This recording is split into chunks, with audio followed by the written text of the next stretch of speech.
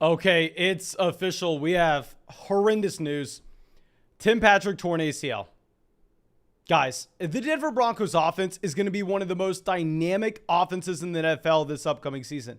Getting the target share right for Jerry Jeudy, Courtland Sutton, Albert O, now KJ Hamler, is going to be one of the most important things to do in fantasy football if you want to be profitable this season. I was at first saying that I didn't like Courtland Sutton. I didn't like Jerry Jeudy at their price points. I was drafting Tim Patrick. I was drafting KJ Hamler. And if you check out our 2022 fantasy football draft guide, you'll see I had Courtland Sutton ranked as a late round 5 pick. I had Courtland Sutton as our wide receiver 24. And of course, he has to skyrocket up these rankings now. I'll get you official rankings updates tomorrow, but here in this live stream, I'll be able to go through and show you where these guys are going now. And if you want to draft with us in the first draft tonight, we are going to get in a high stakes draft here on Underdog Fantasy. We're going to hop in the Dalmatian. This is a $101 buy-in because it's the Dalmatian draft. Looks like we have about 7 spots open for anybody wanting to draft with us. I'm assuming that this is going to feel a little bit slower. Obviously, Underdog Fantasy has the $5 draft. They have the $25 draft. They have draft prices across the entire board. So it's going to be really up to you in which one you want to get in. And when we do a $5 draft, it fills immediately. So it's going to take a little bit of time here for us to fill up this $100 draft. But if you want to draft with us, now is the time. Head over to Underdog Fantasy. We do these live streams every single day. And when you go and sign up for Underdog Fantasy to get in a draft with us, make sure you use promo code FLOCK. And when you use promo code FLOCK, when you sign up, they're going to match your first deposit dollar for dollar up to $100. So if you deposit $50, then you'll have $100 in your account. You can opt in one of these $100 drafts with us. And you'll also get our 2022 rankings and our 2022 fantasy football draft guide. Nearly 300 pages of quality fantasy football content with just a $10 deposit on Underdog Fantasy, which will be matched. So it's essentially free for you. But it looks like we have 5 spots left. If you're just now coming into this live stream, we are in the Dalmatian draft on Underdog. This is the $101 live stream. Okay. It's going to be probably a tougher draft room overall. I've done a $500 draft on Underdog this offseason. I've done a $1,000 draft on Underdog this season. And I will tell you, they're tougher than the $5 puppy drafts. They're tougher than the $25 Best Ball Mania as well. So we need to gear up. We need to look at this draft room probably as about the closest draft you can get to an expert draft on YouTube. So we'll see what happens. We got 3 spots left. Let me give a shout out to everybody who is a part of the live stream right now. Thank you all so much. We have Uncle Andy says KJ Hamler is my most drafted player. I would want to come out here. I would want to gloat and say, oh yeah, KJ Hamler is my most drafted player on the Denver Broncos, which he is. But at the same time, how am I supposed to come out here and, I don't want to say get excited, because of course you can never get excited over an injury, but it's still going to cause us to lose money because I've drafted 0 shares of Courtland Sutton, guys. Like I said, if you checked out our draft guide, we had Courtland Sutton ranked as a late 5th round pick. He almost only goes in the 3rd round on Underdog. So I had a total of 0 shares of Courtland Sutton. I wish I could go back. I wish we could change that. I'm probably still not going to be drafting him because I'd imagine his ADP rises from here.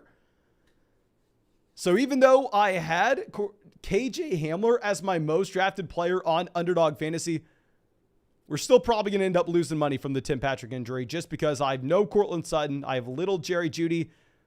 KJ Hamler was my most drafted player for the Denver Broncos, and Tim Patrick was my 2nd most drafted receiver from Denver. But we're going to pull pick 9. Not a massive fan of pick 9 this year. We do have a couple people part of the flock. Underdog Fantasy decided not to give us the spot right next to Derek because they've done that for 50 drafts in a row. They got to mix it up. Now we're 2 spots away from Derek. He's picking at 11. We're drafting next to It's Your boy Scorpion. Oh dear God. This is going to be a tough one. I don't recognize Mikey, the name. Maybe he's a member of the flock. Maybe he's not. Mr. Right Now is a member of the flock, picking at 5. Let me know also, I think Big Unit is. If I missed your name and you are in this draft with us over there on Underdog, please let me know in the live chat right now. Okay, so now let's go through and look at this. Tanner says, just did my first draft ever on Underdog. Got both Derrick Henry and Najee Harris from the 9 spot. Oh, that is fantastic, my man. I started off a draft this morning with the possibility of taking Derrick Henry and Najee Harris, but we had Derrick Henry fall to us at pick 12, and I correctly read the room that let Derrick Henry fall to pick 12. Everybody had red experience badges, so I was like, okay, these guys are going to draft wide receivers early.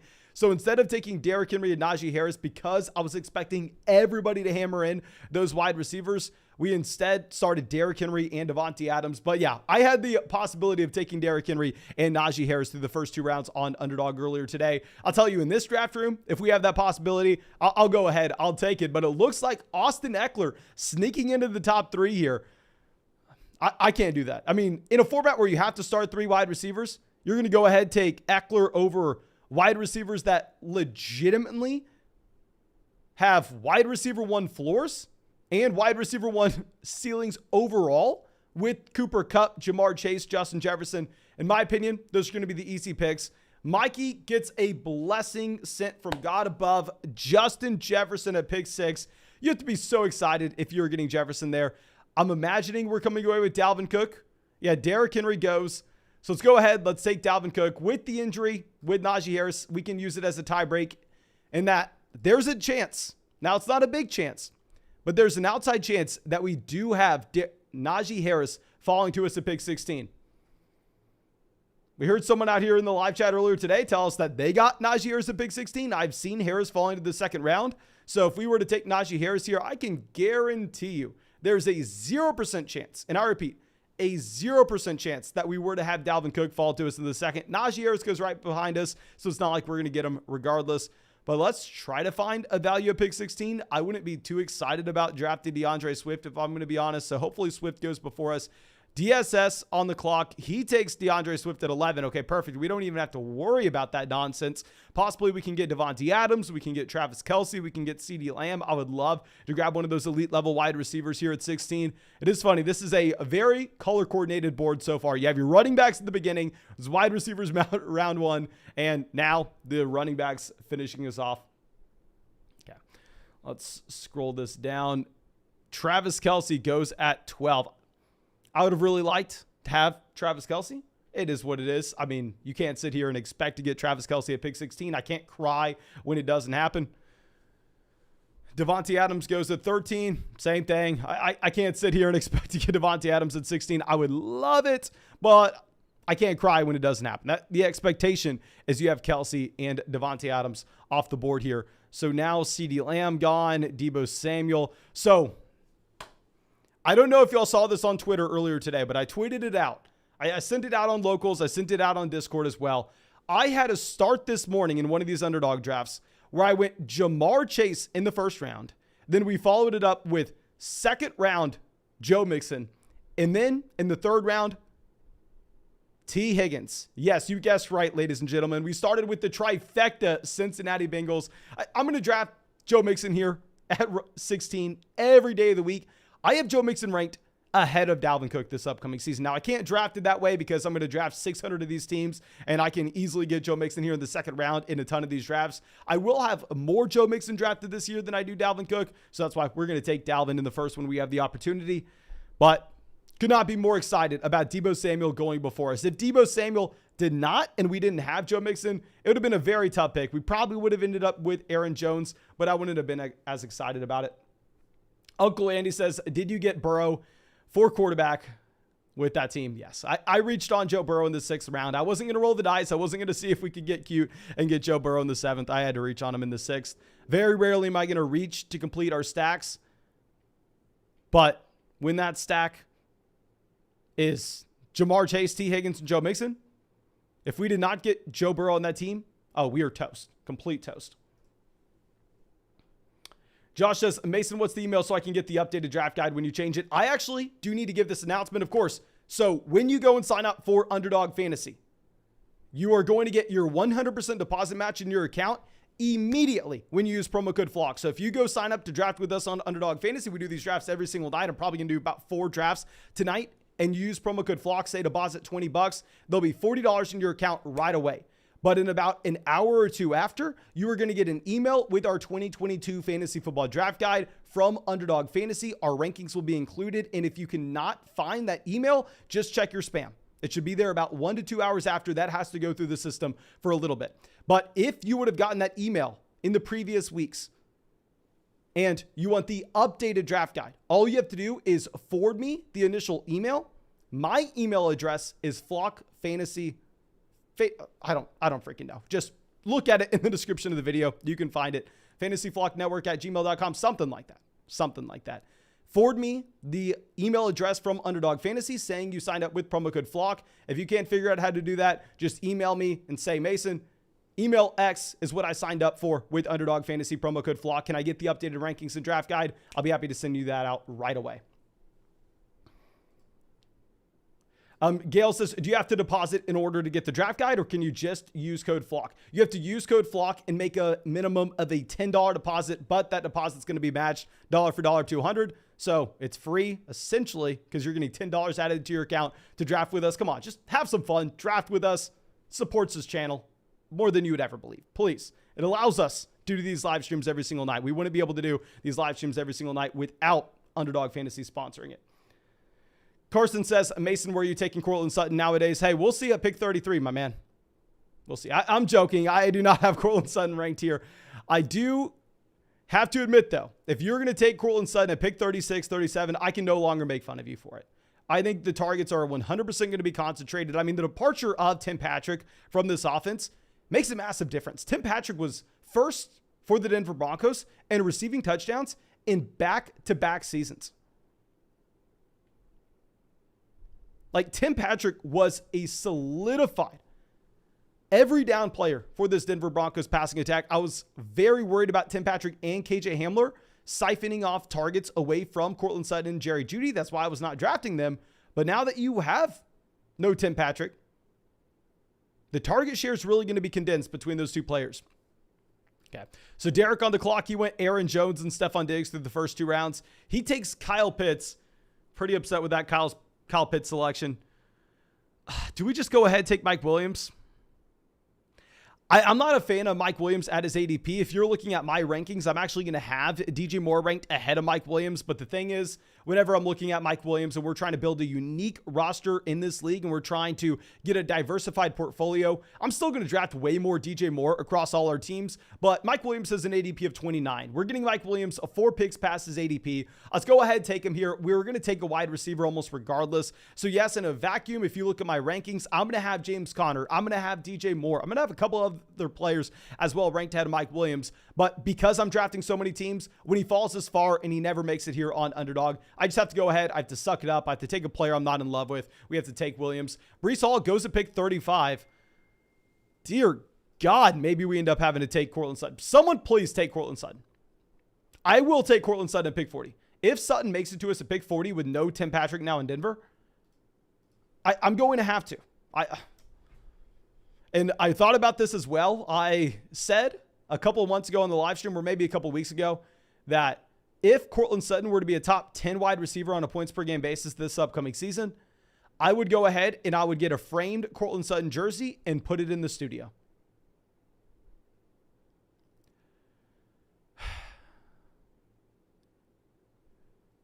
I don't want to say there's a decent shot that happens now, but it's a realistic chance. Guys, if Courtland Sutton falls 4 picks past his ADP after the Tim Patrick injury, I'm taking Courtland Sutton at pick 40. It will be gross. Like, I don't want to. He's on the thumbnail as well. Everything's okay. Thank God. Oh my gosh. That would have been tough, guys. That would have been brutal having to hit that button. But we would have. Gigi says, are you doing all puppy drafts tonight, Mason?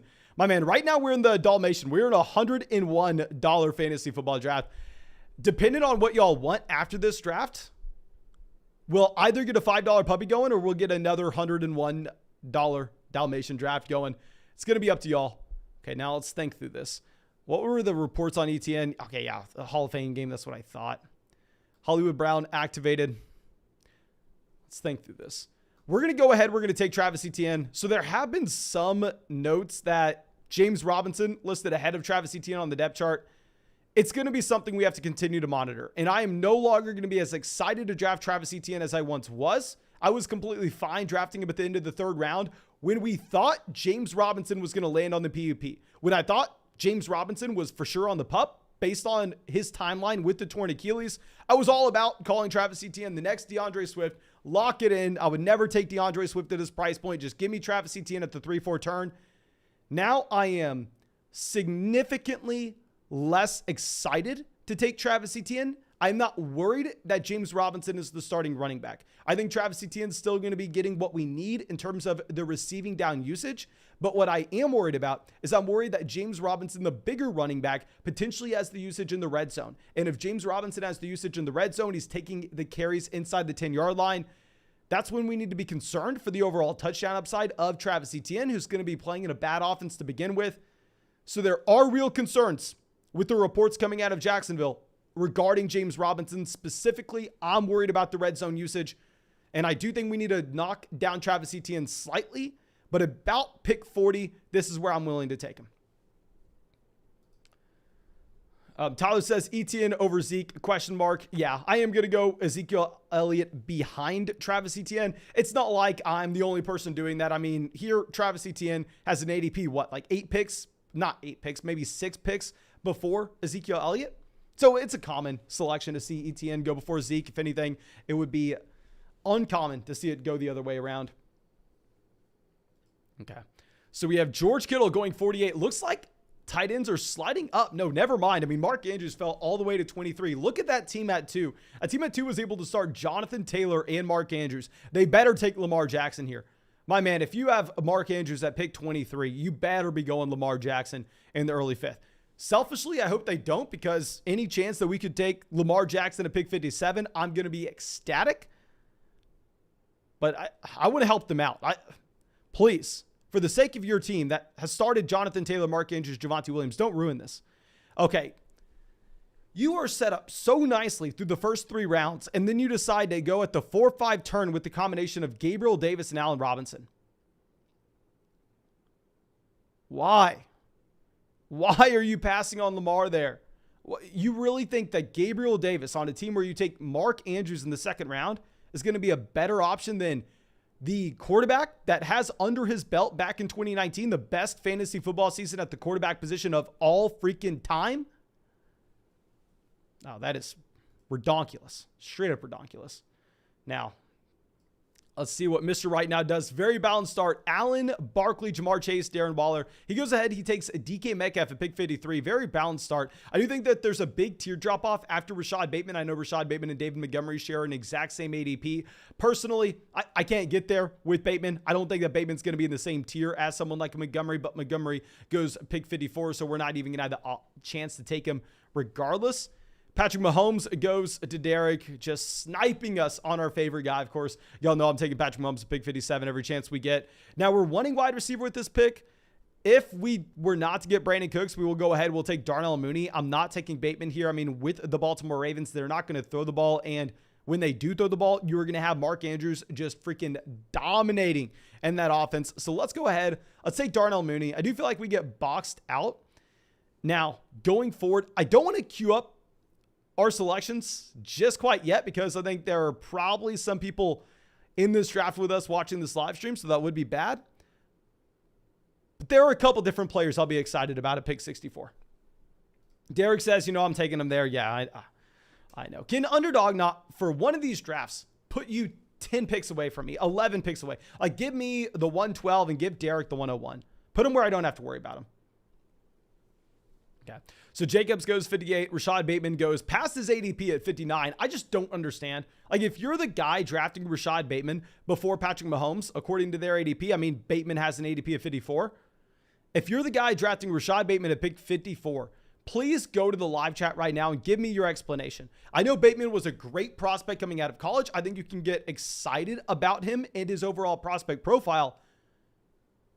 But if you're going to be willing to bet in on that Baltimore Ravens offense, then you might as well go ahead and potentially just reach on Mark Andrews in the 2nd. Okay. So this is how we would queue it up from here. I think that we would go Kyler, Amari, Jalen Hurts. Schultz goes off. Give me your name. Give me your name out of these three guys. I'm fine with any three players. We started Dalvin Cook, Joe Mixon, Travis Etienne at running back. We have Mike Williams and Darnell Mooney at wide receiver. I'm asking the chat for this one. Y'all tell me what you want. Do you want Kyler, Amari, or Jalen Hurts? Whatever you say goes. Okay, Ryan says Kyler. Okay, everybody's saying Kyler. Everybody and their mom saying Kyler. We have 2 votes for Amari Cooper. So Kyler Murray, pick 64. I'm not as excited with Kyler Murray at pick 64 as I would have been if we would have taken Hollywood Brown. Knowing that we are now getting the value of Kyler Murray at pick 64, I wish we could go back in a time machine and decide to take Travis Etienne over Hollywood. I'm sorry, take Hollywood over Travis Etienne. It is what it is. Of course, I can't go back in time. I can't retroactively fix that draft pick, but we'll figure it out. Amari Cooper goes directly after us at pick 65. Liam says, where do Jerry Jeudy and Courtland Sutton go? So Courtland Sutton fell to pick 38 here. If Sutton is falling to the 4th round after the Tim Patrick injury, before the Tim Patrick injury, I was calling Courtland Sutton one of the worst picks in fantasy. I had Courtland Sutton nowhere. I put my money where my mouth is, and I'm probably losing money because of it. Even though we do have a ton of 8th round Michael Thomas, we have a ton of 18th round Deshaun Watson, which will probably help us out. But nonetheless, with Courtland Sutton, I think he is going to slide up to eventually be in that same tier as Michael Pittman Jr. and Mike Williams when it comes to ADP. I'm not going to be ranking him there. I updated my own rankings. I think I have Courtland Sutton around wide receiver 18. Now in your casual redraft formats, I have him as a pick that you can take at the 4-5 turn. We have Jerry Jeudy directly before that. I have Jerry Jeudy, I think, as a player that you can take a pick 56, 57. So if Jerry Jeudy's falling to the end of the 4th, the beginning of the 5th, I'll be taking Jerry Jeudy there. I'll be excited about it. I doubt I take Sutton. Like I said, if Sutton would have fallen to pick 40, I probably would have just gone ahead and disappointed everyone and made the selection. But let me know what y'all are thinking. Like in the chat right now, I know we're all a part of the flock. We're in our own little bubble here. So maybe this isn't the best group of people to be asking. But let me know who you prefer between Courtland Sutton, Mike Williams, and Michael Pittman post Tim Patrick injury. Let me know. Let me know. Williams says Sutton is slow as molasses. My man, you don't have to talk bad on Sutton. I've been going and leading the Courtland Sutton hate train for God knows how long now. When Courtland Sutton was going as a 3rd round pick, when you had Tim Patrick, KJ Hamler, Jerry Jeudy, Albert O, Greg Dulcich, and Melvin Gordon, Javonte Williams all in the same offense. To take Courtland Sutton in the 3rd round was ridiculous.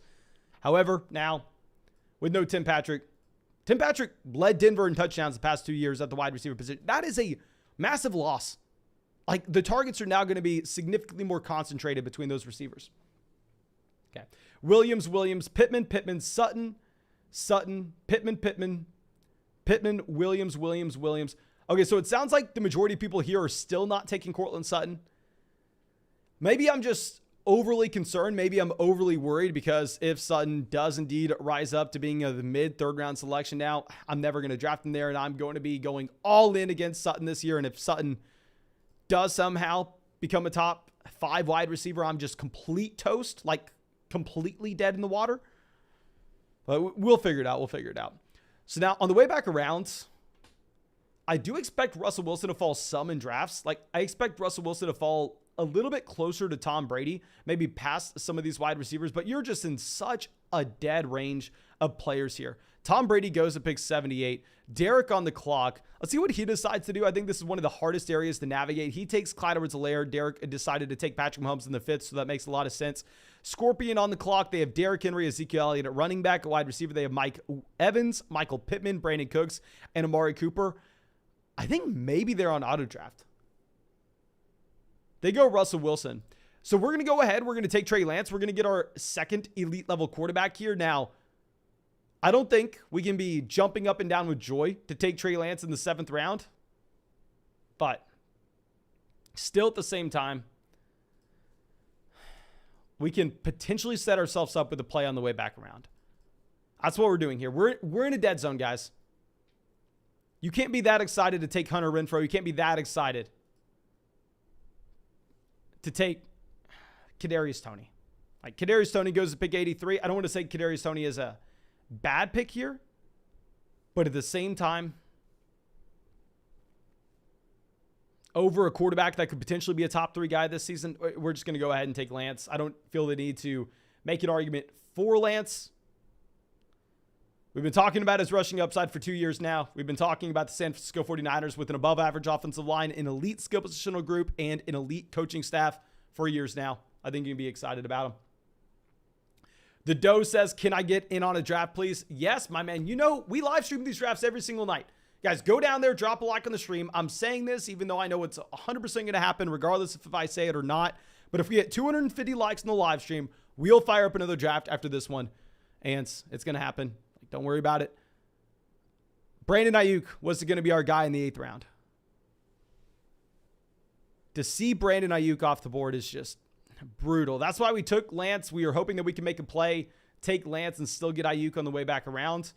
Now, in this point, what do we need? It's your boy on the clock. He has Dak, Dalton Schultz for his quarterback, tight end, getting that Dallas Cowboys stack. Running back, Najee, James Conner, Josh Jacobs. He reaches a little bit on Jacobs. He goes Chris Olave. F it. Let's throw our hands in there. We need a wide receiver. We only have 2 of these guys. Our 2 wide receivers are Mike Williams and Darnell Mooney. Let's go ahead. Let's get Hunter Renfrow. If anything in a vacuum, I probably prefer TJ Hawkinson over Renfrow. However, I already have so much TJ Hawkinson, and I haven't been drafting Hunter Renfrow in a ton of these. And you have TJ Hawkinson 7 picks behind Renfrow in ADP. So I think when they're both available to us, when Renfrow does fall to this range, let's go ahead. Let's take him, even though we're not that excited about it. And let's balance our exposures just a little bit. Cloudsy says, how can you manage this many teams? Guys, this is the beauty of Underdog Fantasy. This is how we're able to draft every single night on the live stream with Underdog Fantasy. It's best ball. So what that means is you don't submit your starting lineup every single week. And at the same time, you don't have waivers. That's why we go 18 rounds deep. That's why you have guys at the very end like Zay Jones getting drafted in these leagues. So it's going to be 0 time commitment. If I want to draft this team and then check on how it's doing in week 7, I can do that. Or I can draft this team. Don't look at it at all because Underdog submits the best starting lineup for you possible at the end of every single week. And then we could just look at what leagues we won, what leagues we lost, how are the standings at the end of the season. So that's why, in my opinion, Underdog Fantasy is the best practice you can have for your real fantasy football draft. So if you have a draft with your buddies that you really care about, hell, go deposit $10 on Underdog Fantasy, use promo code FLOCK, have $20 in your account, get into 4 $5 real money fantasy football drafts that you have to take 0 seconds of your life monitoring during the season. And it's going to be the best draft practice you've ever had because people don't leave the drafts halfway through. Since they're not mock drafts, since they're real money drafts, you're not drafting against computers halfway through. People draft the entire way. Okay. Joseph says, Dalvin Cook was injured today at practice, ? I'm not worried about anything. Dalvin Cook's good to go. Do not worry about it. Tyler says, do I need to be 21 to use Underdog? You need to be 18 to use Underdog. But Chase Edmonds goes at 96. And also, after you go down there and drop a like on the live stream, let me know in the live chat, do you want us to do a $5 draft after this or a $100 draft after this? Right now, we are in a $101 draft. This is the Dalmatian draft. But it looks like we have some running backs falling down draft boards right now.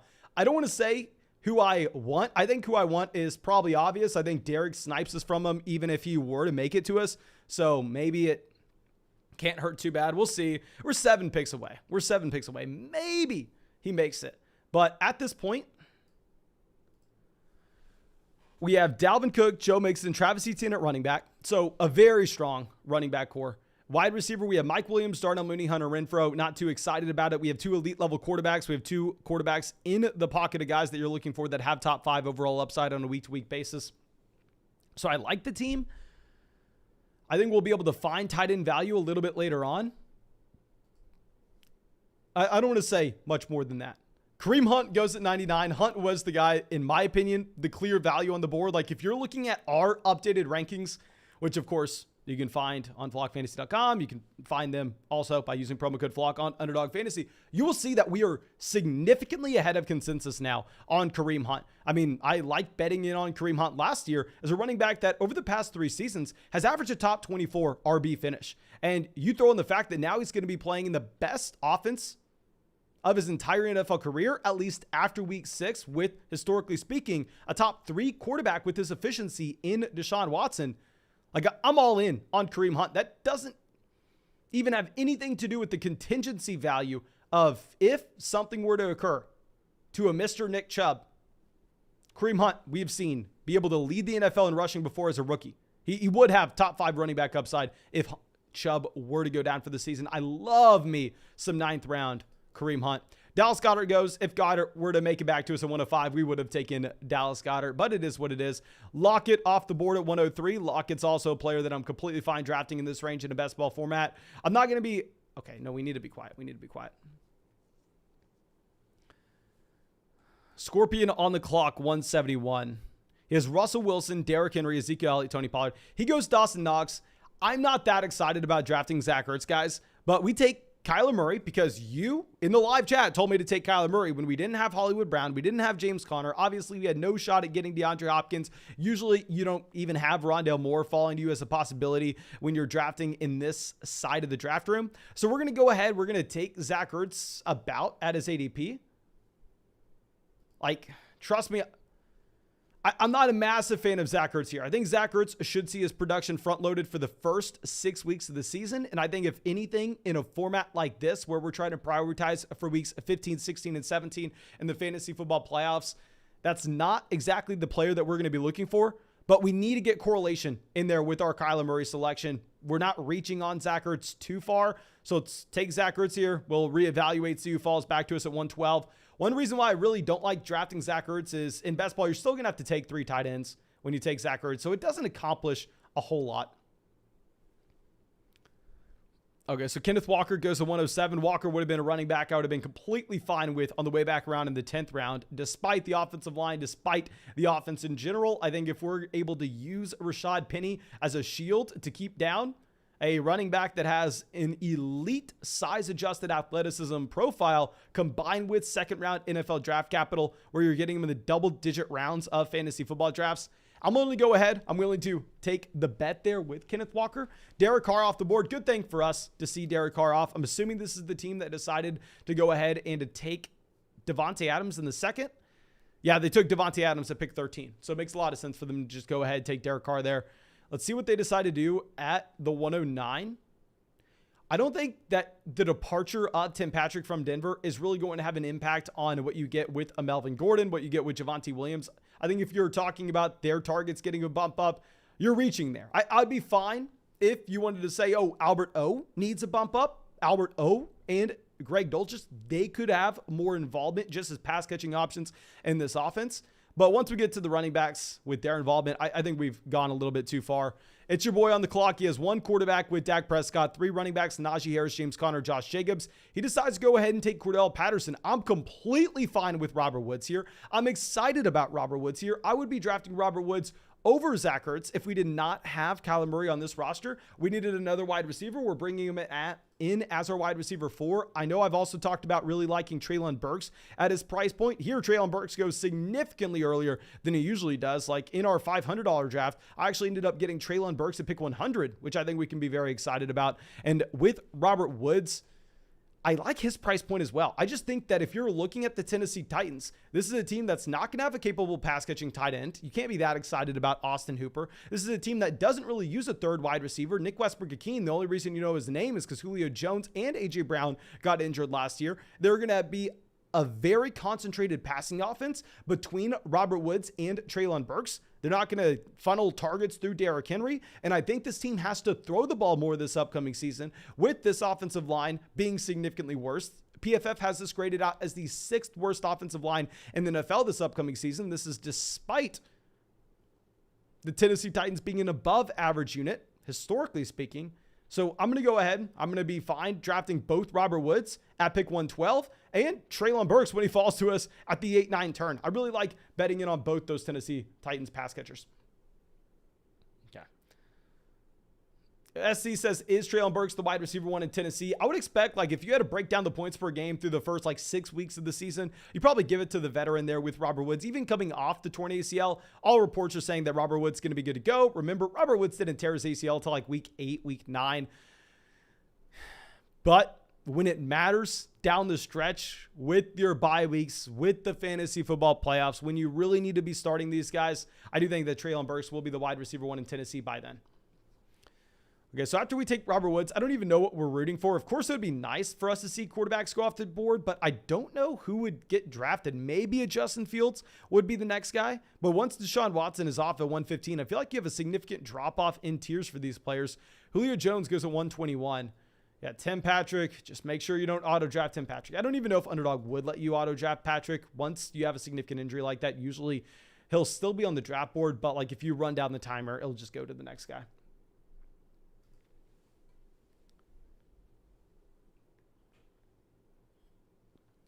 So Kenny Golladay off the board at 122. And we need to be on the lookout as well for KJ Hamler. Of course, we can't just expect KJ Hamler to be at the top of ADP, sitting there waiting for us. We do have to go ahead. We have to try to remember to scroll down a couple pages whenever we feel like we're in the mood to draft Mr. Hamler. But past this, Irv Smith Jr. is not going to be too appealing for me. Even if he were to fall, say, 9 picks past his ADP, I do think that Irv Smith Jr. is just in general a little bit overvalued with where he's being drafted. I didn't read the report on Irv today. Okay, we underwent thumb surgery, expected to be, I don't know, when did that happen? 7 hours ago?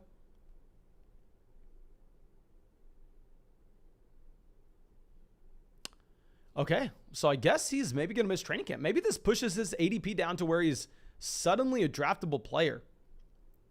I'm not taking about 129 as I just got done talking about. I mean, at 121, I think that is a very bad price point for Irv Smith Jr. I think if you're looking at him versus like Mike Gesicki 20 picks later, I think they're the exact same tight end. I think I would rather just take Mike Gesicki in the 20 pick discount and decide to grab one of these running backs before the tier drop off happens.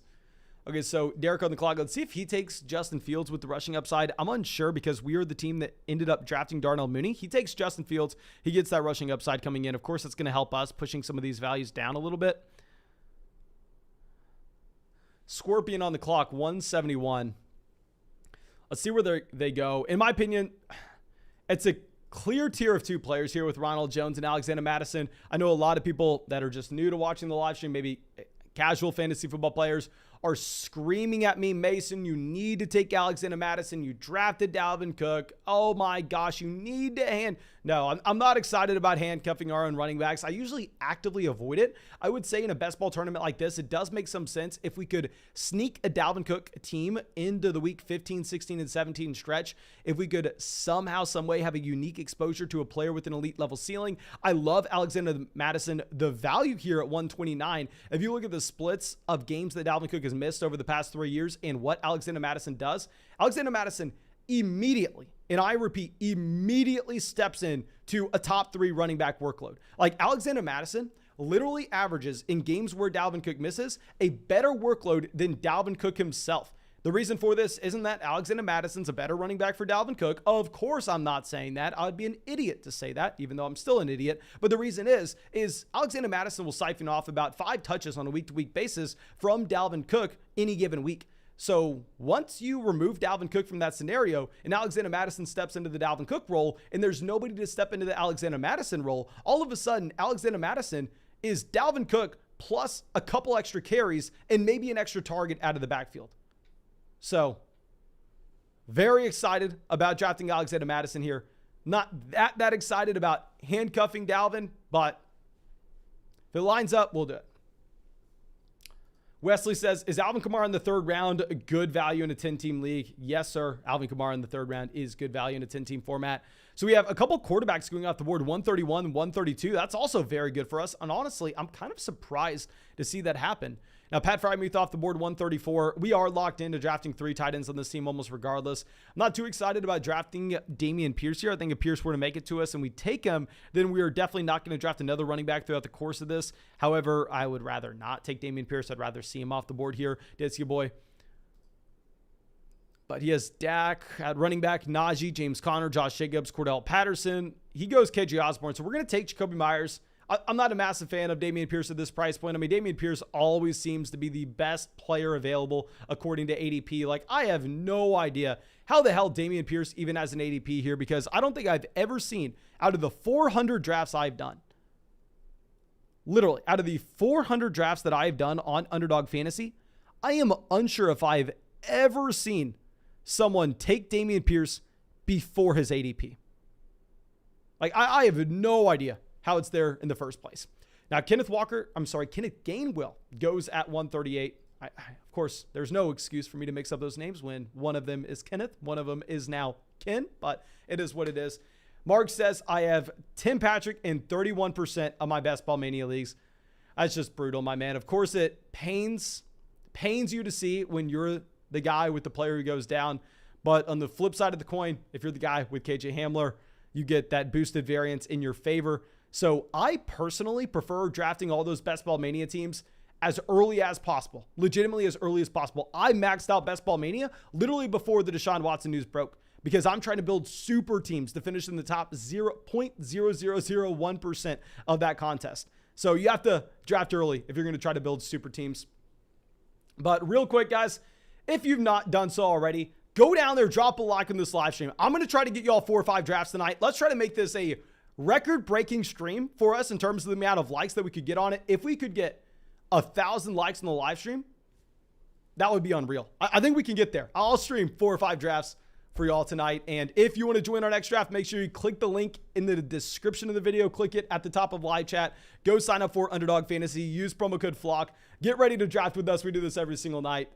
Ton of fun. And when you sign up for Underdog Fantasy, use promo code FLOCK. Of course, you get our rankings. You get a draft guide. Literally just a $10 deposit. A 300-page fantasy football draft guide. Oh, this is going to be exciting. Nate says, how do you join your exact draft?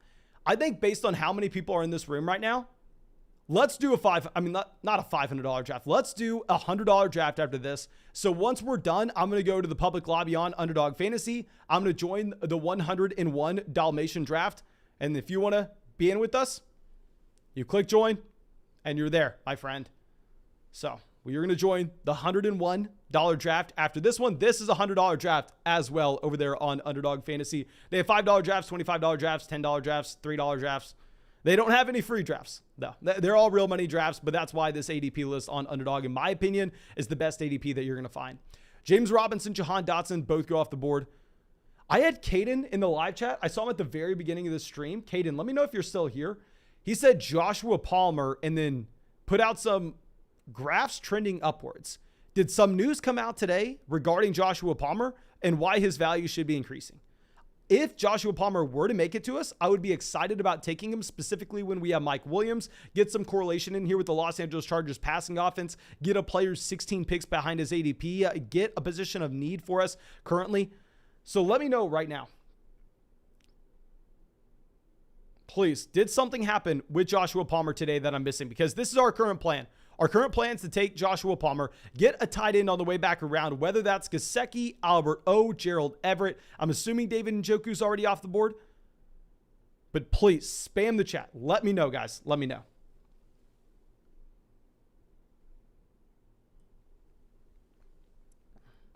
Okay, Caden says, no, I just saw the NFL released Joshua Palmer as the #1 sleeper. Okay, I could not care less about what the NFL fantasy website does. I don't know, but we are going to go ahead. We're going to take Joshua Palmer at pick 153 if he's going to slide about 16 picks past his ADP. And at the same time, we are going to get some correlation in here with Mike Williams, betting on that Justin Herbert led Los Angeles Chargers offense. Maybe the way this team gets here, maybe the way this team accesses that elite level ceiling is through a Keenan Allen injury. Obviously, having both Mike Williams and Joshua Palmer absolutely smash their ADPs.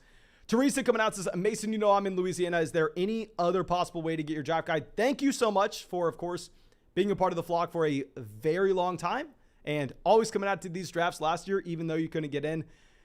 Just flockfantasy.com. If y'all want to get our draft guide and you've already deposited on Underdog Fantasy or you can't, on flockfantasy.com.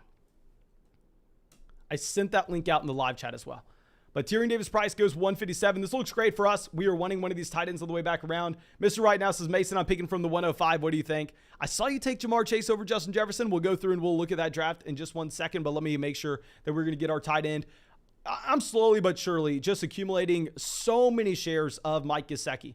Like, as I spoken on previously, Gesicki, Cole Kmet, Irv Smith Jr., they're all the same to me. So whenever I was looking at Irv Smith Jr. or Cole Kmet being drafted about around behind Mike Gesicki earlier this offseason, I was screaming that Irv Smith Jr. and Cole Kmet were some of the best values in this draft.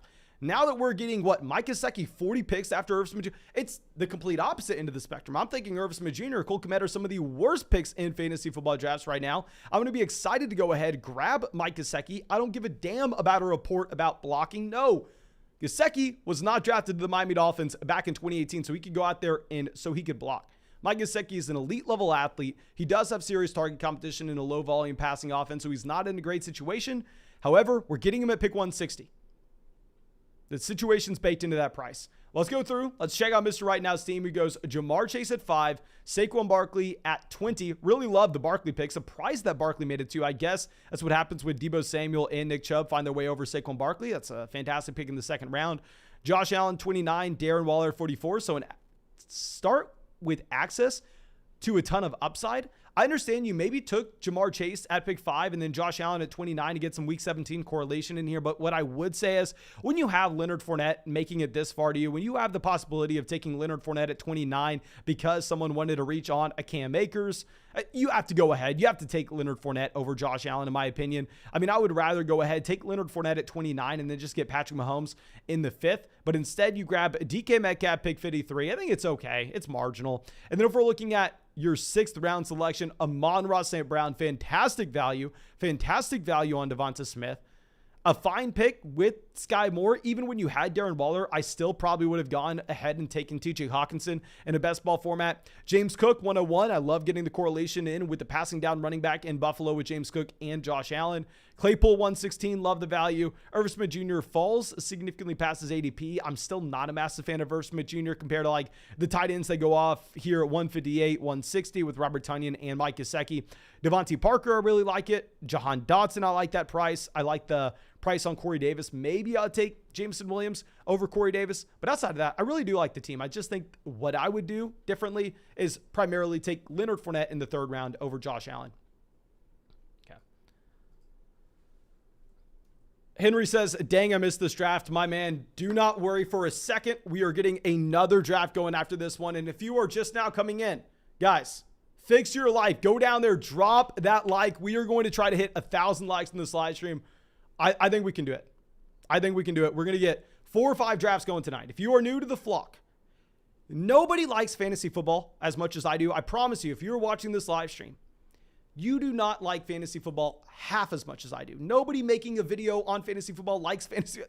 I'm the only person willing to live stream 4, 5, 6 fantasy football drafts every single night. And I'm in these drafts 24/7, even off the live stream as well. People who are on Underdog Fantasy join public lobby drafts. They know that by now. They see me out there in the public lobby all the time. Okay. Adam says, do a $5 draft. Maybe we'll do a $5 draft after the $100 draft we do next. The issue is we have 700 people watching right now. So if I get a $5 draft going and say 500 people here are wanting to join the $5 draft with us on Underdog, the odds that you get in that draft are very slim. So if we have less people watching, I'll probably do those $5 drafts. That way you have a better chance to get in. And then when we have this many people watching, I'm going to do those high stakes drafts. We will get a $100 draft going. Zachary says, I might do a poll. I think the majority wants a $5. Yeah, I think the majority of people want a $5 draft as well. Don't worry, guys. We're going to get a ton of those $5 drafts in. It will happen. But I think instead of this time, it makes the most sense to get a $100. Okay, Mr. Right Now on the clock. He does not have that second quarterback. Oh, dear God, my man. You took one too many receivers. You have 3 picks left. You're going to go one more quarterback, 2 more running backs. Oh, that Corey Davis selection was bad. You should not have taken Corey Davis, my friend. You should have taken whatever running back that you like there instead. I'm not going to feel comfortable with the Saquon Barkley, James Cook, and then 2 random running backs start. Oh, it's tough. And guys, is it locked in? Is it 100% fact that Isaiah McKenzie is now the starting slot wide receiver in Buffalo? I still want to assume that it's going to be Jamison Crowder. I'm not taking either here. We need a 3rd tight end. We're going to take Albert O. I actually think that, while yes, there's been a ton of hype for a rookie tight end where you've had Albert O as an incredibly efficient option on a per snap basis. And at the same time, they felt comfortable enough with Albert O to trade away Noah Fant back in the Russell Wilson deal. I'm still going to be willing to bet on Albert O, especially when we're getting him at pick 177. I think the departure of Tim Patrick from this offense will condense the target tree ever so slightly in favor, picking up a few more targets for someone like Albert O, and especially if you were projecting Tim Patrick to have a decent amount of those touchdowns as well. We know Albert O does have touchdown upside. Braden says, who's the bigger workload, Rashad Penny or Kenneth Walker? Through the first month of the season, it's going to be Rashad Penny. It's going to be the veteran. But when do we need to prioritize our production? Do we need to prioritize production in weeks 1, 2, 3, 4? Or should we prioritize production when we have bye weeks hitting us tough, like weeks 8, 9, 10, as well as the fantasy football playoffs, and weeks 15, 16, and 17? I'm going to try to prioritize production during the second half of the season. I'm going to look at someone that I believe has the elite level ceiling and the team drafted to be the option of the future with no injury history. We're going to go ahead. I'm going to be drafting Kenneth Walker over Rashad Penny, despite Penny having a significantly higher ADP. Come on. Guys, I've loved Rashad Penny for years. Let's not get ahead of ourselves drafting him where he's going. Now, Marlon Mack goes to pick 181. After this, we can no longer look at tight end. We're going to be done at tight end. We're looking at wide receivers and running backs.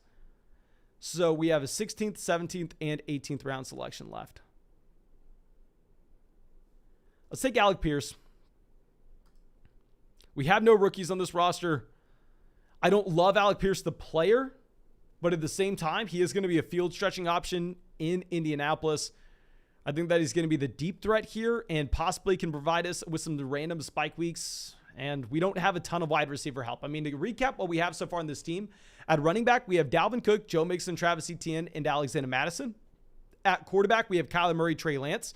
At wide receiver, we have Mike Williams, Darnell Mooney, Hunter Renfrow, Robert Woods, Jacoby Myers, Joshua Palmer, Alec Pierce. And then at tight end, we have Zach Ertz, Mike Gesicki, and Albert O. So I think the team's pretty solid overall. I'm really excited about this $100 draft. Like, if someone were to approach me and says, oh, Mason, I'll pay you $110 for that $100 draft, I probably wouldn't sell it. I would probably keep the action myself.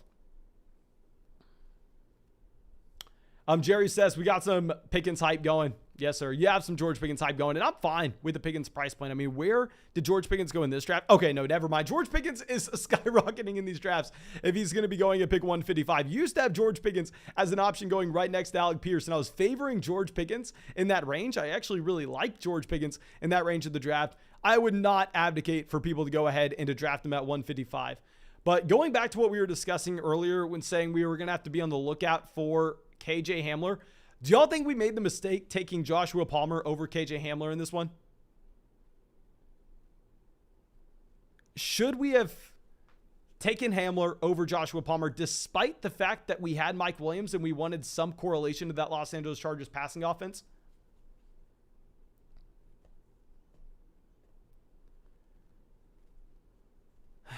I don't think so. I think we played it correctly. I think I still prefer Joshua Palmer over KJ Hamler, even though people in the live chat are telling me that we should have gone KJ Hamler instead. Okay, let's scroll this over. We're going to be looking at one more wide receiver and one more running back for this team. We definitely want 5 running backs in this build, even though we went with 3 of them relatively early. J.D. McKissic would be a fine 5th running back for us to add. Outside of that, probably be, Donta Foreman has a little note on him. Banged up in practice. Dear God, what happened with Donta Foreman? Foreman appeared to suffer a foot or ankle injury at Tuesday's practice and rode a bike on the side after exiting the session.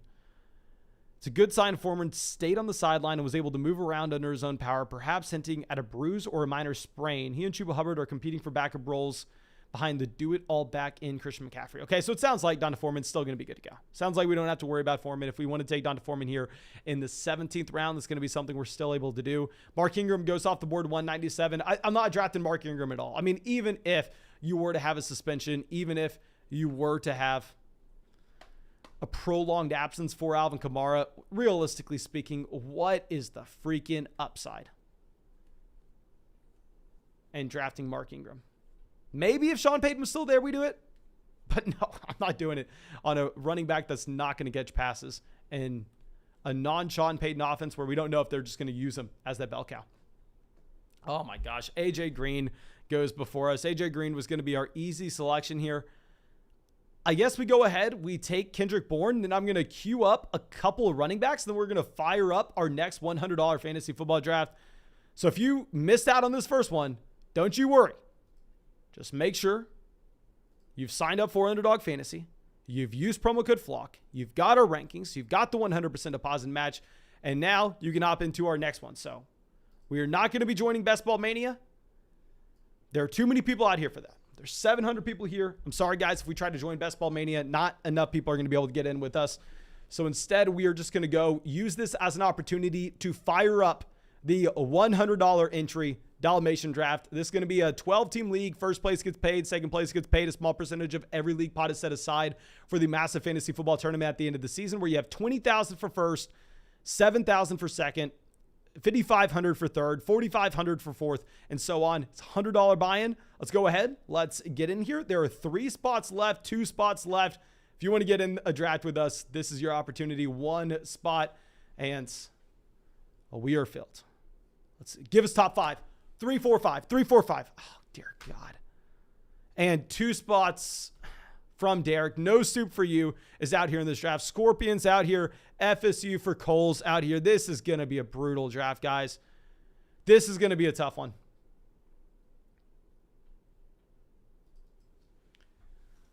Oh, I hate pick 7. I hate drafting next to these Sharks. We should have joined a $5 draft. We're on the clock in our other one. Let me tell you what running back we ended up getting.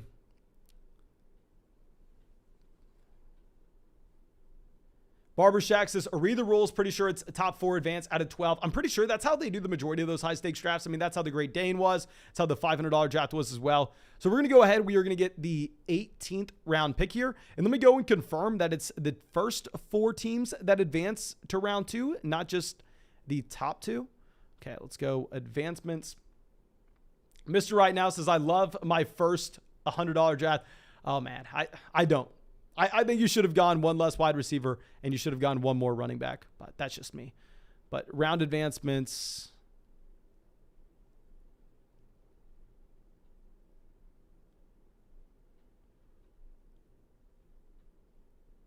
Okay, the tournament consists of, the top 4 teams from this 12-team league will advance. You're right. Derek says, I'm not very far away again. Yeah, 2 picks. Underdog likes to keep us drafting close together. I don't know why, but we'll figure it out. John says, doing another draft or not? And if so, which one? Yes, guys, we'll fire up another draft after this one. I would say if we hit 700 likes in the stream, we'll get another draft going, but I believe in y'all. We don't need to say that. I'm just going to say we're going to get another draft going after this one.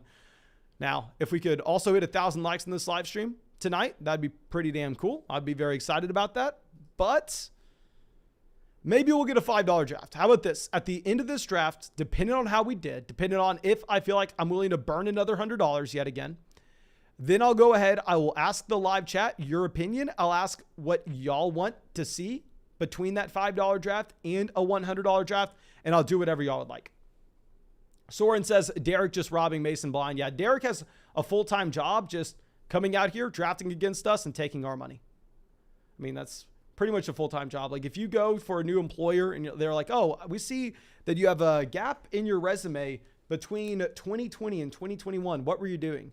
Derek's just going to have to look at him in the eye and says, oh, there was an idiot YouTuber on a fantasy football channel that was willing to just go and punt away hundreds of dollars at a time. And I was able to go through, I was able to rob him blind for a couple of years. So yeah, I lived off that from 2020 to maybe 2023. We'll see.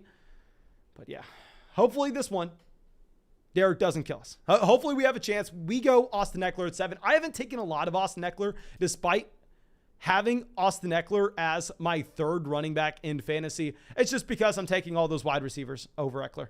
So very rarely am I going to get the opportunity to draft him at 7. I don't know who else I would draft. But Dalvin Cook makes it all the way down to 12. Maybe this is going to be a draft room that devalues the running back position ever so slightly when you have Kelsey and Devontae Adams going before Dalvin Cook. Aaron Jones goes at 14. Y'all know Aaron Jones is always a running back that I'm looking at getting in the 2nd round. So it does pain me just a little bit to see Aaron Jones off the board. But now if we could, I don't want to get my hopes up. The probability that Mixon falls to 18, very slim. Even though we started a draft off, I have to tell everybody that comes into the live stream this today because it was beautiful. Earlier today, not on the live stream, but I tweeted a picture out. I started off a draft with Chase, Mixon, Higgins. Yes. I know you maybe don't believe that's possible on Underdog Fantasy based on how the ADPs lined up. It happened. Scorpion on the clock. They decided to go Derrick Henry at pick 8 in the first round. Let's see what they do here. They go DeAndre Swift 17. Y'all let me know what you want. Do you want Mike Evans or Deebo Samuel? I'm listening to you. Actually, I may not listen to you because if I go ahead and if I think through this, maybe in a $5 puppy draft or in Best Ball Mania where only the 2 top teams through the course of the regular season advance, maybe there we prefer going with the Deebo Samuel. Okay, but actually we have a lot of people, everybody out here saying Deebo Samuel. Everybody out here saying Deebo Samuel. Jackson said Mike Evans. Nick said Mike Evans. The majority of people said Deebo. We'll take him. We'll take him. We talked about this right after the Deebo Samuel extension, wondering if the Julio Jones signing plus the extension for Deebo Samuel was going to push his ADP above Mike Evans. Most people at the time, when I asked the live chat who you preferred between Mike Evans and Deebo Samuel, most people spam the chat Evans. But it looks like people are heavily going Deebo here. JN, see him out in the chat. JN, let me know who you would have wanted. Let me know if you would have rather had Deebo Samuel or Mike Evans. After we take Deebo, you have Evans, Mark Andrews, Tyreek Hill going off of the next 3 picks. I think that's how the ADP lined up. There should be no major surprises there.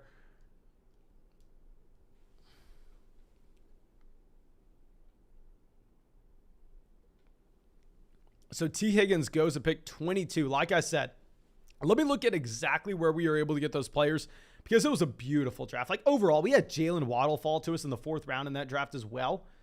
Like, I don't know what people were doing. People were going a little bit crazy, but I just had some crazy value. Yeah, Jayan says he would rather have Deebo Samuel. So good thing we took Deebo. You have Josh Allen going as early as 26 here. Very interesting build with a combination of CMC, Alvin Kamara, and Josh Allen. So yeah, we started with Jamar Chase at pick 6. Then we went Joe Mixon at 19. And then we had T. Higgins fall into us at pick 30. So we got Chase 1 pick past his ADP. We got Mixon 6 picks past his ADP. And then T. Higgins 6 picks past his ADP to line everything up. And it was beautiful. Kristen says, better to draft higher entry drafts now or closer to the season given the injuries? I would argue that it's better to get your practice in on Underdog Fantasy now in those drafts that maybe you don't care about as much with those $5 drafts. And then say you're dedicated to spend $100 on fantasy football this year, fire up a bunch of $5 drafts. And then if you want to get in a $25 draft near the end of the year, you save it until a little bit closer to the season. That's what I've done. I mean, I've done over 400 drafts and the majority of them have been low stakes drafts. And we've been waiting to get into those higher buy-in leagues until now. So we can possibly avoid the Patrick injury and so on, so on, so on. Now let's think through this. I'm going to be more willing to just go ahead and take Mike Williams here. Literally back-to-back drafts, we've taken Mike Williams at values that I don't necessarily love. But the thing is, we take Austin Eckler the first round, so we can go through, we can make a consolidated bet on this Los Angeles Chargers offense. We can also take Justin Herbert at pick 42. I would say in a vacuum, I'm actually going to prefer Kyle Pitts over Mike Williams. I tweeted this out earlier today, but I would not be surprised if Mike Williams and Michael Pittman get outscored by Kyle Pitts. Of course, Kyle Pitts has the ADP behind all those guys. And of course, you're getting Kyle Pitts at tight end. And so many people just went to the comment section and were telling me, Mason, you have gone too far on this one. Mason, you usually say stupid things, but this may be one of the dumbest things you've said in a while. But guys, listen to this. So Kyle Pitts was a 21-year-old rookie tight end last year. And of course, I've given you the historical data and how he lines up and how he compares to guys like Mike Evans, Jamar Chase, Justin Jefferson, Juju Smith-Schuster, Amari Cooper, like only elite level wide receivers through his age 21 season with his targets per game and his receiving yards per game. But if we want to just look at very simple numbers, very simple metrics, last year, Kyle Pitts, 1,026 receiving yards. Michael Pittman, 1,082. Michael Pittman averaged about 4 more receiving yards per game. Mike Williams, about 1,100. They were all within about 5 receiving yards per game from each other. And Kyle Pitts was a 21-year-old rookie tight end. And do you know how many targets are leaving this offense with the departure of Russell Gage? With the departure of Calvin Ridley? Like there are so many players leaving this Atlanta Falcons offense. Of course, it does hurt that you also have the departure of Matt Ryan, but that is going to keep the ADP down for you to take advantage. Now let's see what Scorpion decides to do. He started off with 2 running backs and the tight end. He was the one who ended up getting Kyle Pitts in the 3rd, which I love. He goes Gabriel Davis. I would say in a vacuum, I am going to prefer Breece Hall, but we almost just bury our own grave here. When we decide to take Mike Williams in the 3rd, we're going to have to go ahead. We are going to have to take a 4th round Justin Herbert. We're just going to have to get that correlation in here. We already decided to make that bet that the Los Angeles Chargers offense, with this draft in particular, for this team to be good, it has to be a top 3 scoring offense in the NFL. You have to have Mike Williams as a borderline wide receiver 1. You have to have an elite level running back season from Austin Eckler, who's going to derive the majority of his value through the air in the receiving game, which should correlate with Justin Herbert, of course. So let's go ahead. Let's take Herbert here in the 4th. It is what it is, though. Conrad says, Mason, in your opinion, what is the worst draft position on Underdog? Is it pick 6? Yeah, I mean, pick 6, pick 7, pick 8, pick 9. I think those are going to be the worst selections to have in fantasy this year. My favorite draft spots on Underdog are going to be 3, 4, and 5. Then followed after 2 and 1. I just really like the builds that you can have when you start with the Cooper Kupp, Justin Jefferson, or Jamar Chase. Okay. Derek says he wanted Breece Hall, making it to him. Yeah, Breece Hall goes directly after Justin Herbert at pick 43. I've noticed Breece Hall is trending in the right direction. Like, Breece Hall is 100% moving up these draft boards. Okay, I see someone in the chat saying that they want us to get a $5 draft going after this one. Okay, we'll get a $5 draft going after this. Guys, just make sure you go down there, drop a like on the live stream. Let's try to get the stream over 1,000 likes. And at the same time, if you want to support the stream, if you want to allow us to continue to do these live streams every single night, and you want our 2022 rankings, and you want our 2022 fantasy football draft guide, and you want to be able to draft with us on a live stream, you want to be able to have fun and draft in the public lobby as I do all day, make sure you go to the link in the description, the link in the live chat, click it. It will take you to Underdog Fantasy. Set up your account, make a $10 deposit with promo code FLOCK, and you'll have some fun with some drafts with us. They'll match that deposit dollar for dollar up to 100. So you are getting paid to play fantasy football because Underdog Fantasies knows that you're going to love it. And you're going to get our 2022 rankings and our 2022 fantasy football draft guide. So please take advantage of that. And Eric says, I use code FLOCK, but I can't find your rankings. All you have to do is go and check your email. So of course, when you make an account with Underdog Fantasy, you're going to have to put in your email address. And after you put in your email address and sign up and make your first deposit with as minimum of $10, they will send you that email about 1 to 2 hours after. It will come from Underdog Fantasy. And if you don't see it 1 to 2 hours after, check your spam. It will be sitting in your spam. And if somehow, some way you still don't see it, just email me and I'll fix the situation for you. Hunter says, just drafted Trey Lance at 103, 26 picks after his ADP. Oh, that's fantastic. We're going to go ahead. We are going to draft David Montgomery, I guess, 0.9 picks after his ADP. We're going to draft David Montgomery at ADP here. I mean, if we're going to compare him to the other wide receivers going in this range, I understand, historically speaking, this is the dead zone for running backs. But at the same time, like, what the hell are we talking about? It's a running back that's been a 3-down player over the past 2 seasons on his rookie contract that catches passes. This, historically speaking, is not a dead zone running back. A dead zone running back looks like Mike Davis last year. A running back that comes from nowhere. Looks like Damian Williams a couple years ago. A running back that has no pedigree, comes from nowhere, flashes in a small instance, or historically speaking, a dead zone running back is going to be a very old running back getting phased out of the NFL. Not a running back with pedigree coming in. A running back who's crushed so far through his rookie contract. And that said, running back is still on the rookie deal. David Montgomery, perfectly fine around 5. Big Bad coming out and says, is Singletary still the running back 1 over James Cook in Buffalo? Who's going to be getting more touches throughout the season with Zach Moss still being there as well? Zach Moss is dead, in my opinion. Like, don't worry about Zach Moss.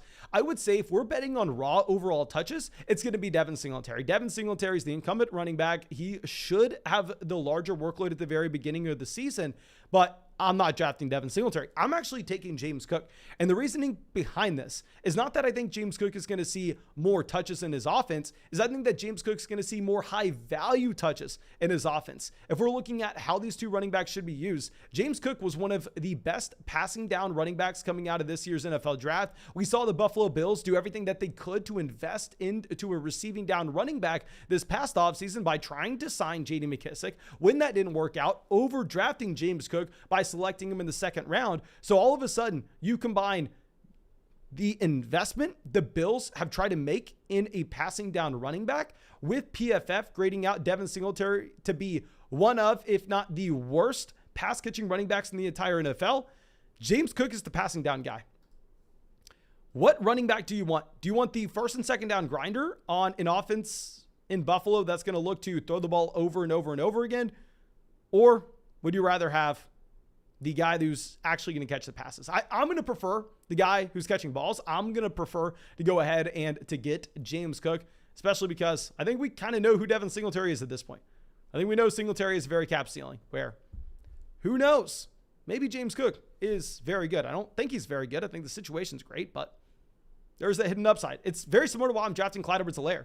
Like, I think if you look at the situation, the player's being drafted close to his floor, and I'll admit that he's probably a bad running back, but at the same time, there's the outside chance that we're all wrong. Like, what if he's actually good? And if he's actually good, he just freaking crushes. Ryan says we're going to go for some correlation with Deebo Samuel, referencing a potential Elijah Mitchell selection. I don't think so when we have J.K. Dobbins falling this far, because if we're looking at the correlation we would get between Deebo Samuel and Elijah Mitchell, when you draft Deebo Samuel in the second round, you're essentially betting that the rushing usage isn't going anywhere, that Deebo Samuel's still going to get touches at the goal line, specifically as carries out of the backfield, where he had 8 rushing touchdowns last season. So when we make that bet on Deebo Samuel in the second round, if anything, I would argue there's negative correlation with Elijah Mitchell, because if you're drafting Elijah Mitchell, you hope that he steals some of those rushing touchdowns away from Deebo Samuel. So maybe you make the argument that there's some, I don't know. One way or another, I'm just going to prefer J.K. Dobbins in a vacuum, and I don't know if Deebo Samuel and Elijah Mitchell can both turn into league-winning players on the same offense, specifically at this level of investment as a mid-second round and a mid-sixth round pick. Now, if Elijah Mitchell were to fall to us, say, in the 7th, hell yeah, we're drafting Elijah Mitchell in the 7th. But no, here at pick 66, we're going to prefer Deebo. We're going to prefer Dobbins. And Derek says, I wanted Dobbins there. You got me back for the last draft. Yes, sir. Good. Happy to hear that. And right now, we are in desperate need of wide receivers. So I'm honestly pretty happy with our decision to go ahead and to take Mike Williams in the 3rd round over Kyle Pitts, even though in a vacuum, if you go and sign up for Underdog Fantasy and get our rankings, you are going to see that I do have Kyle Pitts ranked before Mike Williams by honestly a few picks. Like, it's not like they're neck and neck either. It's just in this draft with this texture where we took Austin Eckler, we wanted to get the double stack with Herbert. I think it did make sense. Okay. So let's go ahead. Let's pull this down. We have Trey Lance at 74. Interesting to see Lance go there. Lance is, and more of these drafts going before Joe Burrow. I used to be the biggest Trey Lance fan in the world, but all of a sudden I'm not. Like, if we're taking Lance before Burrow, I'm sorry. I got to jump off the hype train. We started that hype train. We were the conductor for the first year, at least in Dynasty. Now it's about time for me to exit. Now, Devonta Smith goes at pick 75. Now, if we were looking at Burrow making it to us at 79, obviously we don't have any correlation there with Cincinnati, but we could go ahead. We could look to get Tyler Boyd on the way back around the 11th round. If we're looking at other players in this range, the issue is why you see the elite level quarterbacks go here is who can you get excited about? Can you realistically get that excited about drafting Kadarius Toney? I'm never drafting Allen Lazard here. Like, there's a 0% chance that I live in a world where I'm drafting Allen Lazard over Russell Wilson, that I'm drafting Allen Lazard even over Antonio Gibson. But at the same time, we need a wide receiver. We don't need running back. We have Eckler, David Montgomery, and J.K. Dobbins. So we're put into a very unique situation. I don't love this spot. We're really hoping that this year's winner decides to go ahead and take Allen Lazard, but he goes Antonio Gibson. And ladies and gentlemen, I'm stuck. Do we panic? Do we just take Kadarius Toney? F it. Let's take Toney. If you look at Kadarius Toney on a yards per route run standpoint, Kadarius Toney was elite last year. Like, Kadarius Toney was a phenomenal receiver. Now, I'm worried that that's not going to keep up this upcoming season. I'm worried that if you're looking at Kadarius Toney, once the volume in his snaps takes a tip up, that all of a sudden the efficiency goes down. Like, if the efficiency stayed the same and Kadarius Toney turned into an every down player, he would automatically be a top 24 wide receiver in fantasy and it would be close. I think that there are red flags. You can't just assume because he was very efficient off a limited sample that he's going to be still efficient when he sees volume with that sample. But we're in a dead zone. I would usually take Russell Wilson here in the middle of the 7th, saying, oh, well, we can get Tim Patrick. Oh, well, we can get KJ Hamler later on. We can't get Tim Patrick anymore. So let's take Tony. And Juror coming out says, a dynasty and a contending roster. What side do you prefer, Keenan Allen and Breece Hall or Najee Harris? I'll take Keenan Allen and Breece Hall. I mean, the second that we had Breece Hall's NFL Combine, we called him a top 5 running back in dynasty fantasy football. And I think for a contending roster, he'll be productive for you right away. So there's not too much of a concern in that. Okay. But this team that decided to take Dalton Schultz at pick 62, going to be interested to see if they decide to take Dak Prescott on the way back around at pick 86. At least I would if I were them. Now, if I were them, I also would not have decided to go ahead and to draft Dalton Schultz in the 6th. But I mean, once you do, what's the point of it if you don't draft Dak Prescott at pick 86? Like, you don't have a single player for the Tampa Bay Buccaneers here. However, you are going ahead and you were drafting Tom Brady over Dak. Yeah, no, Dak goes at 86, what we expected. I mean, I would have liked getting Dak Prescott on the way back around in 90 when we're yet again about to be in no man's land. I think at this point, we probably prefer to just end up going with a running back. Specifically, there's one guy that y'all know I like. Scorpion may snipe us on him. We don't need a running back. We have 3 of these guys. Tony Pollard off the board at 88. See what Scorpion does. If he decides, okay, I'll just queue up the guys that we're going to go for. This is how I order the top 3 players right now. I know a lot of people prefer Chris Olave over Treylon Burks. I'm a Michael Thomas guy. I'm sorry. I think that Michael Thomas, the wide receiver who broke NFL records in 2019, is probably going to be the wide receiver 1 in New Orleans. We don't even have the option to do that. We're going to go ahead. We're going to take Clyde Edwards-Helaire, pick 90. And we're definitely only taking 5 running backs with this team. We've gone very running back heavy. We have punted the wide receiver position a little. I mean, we have Deebo Samuel, Mike Williams, Kadarius Toney at receiver. At running back, we have Austin Eckler, David Montgomery, J.K. Dobbins, and Clyde Edwards-Helaire. We have the elite level quarterback in Justin Herbert as well to get the double stack there with Austin Eckler and Mike Williams. So we're really hoping that we find wide receiver value on the way back around. What's going to suck is I have a feeling that we're going to be looking at James Cook at 103, and I'm like, oh, dear God, how are we supposed to pass on James Cook here? Okay, let's scroll this down. Mr. Right now says Hassan Haskins is heavily underrated.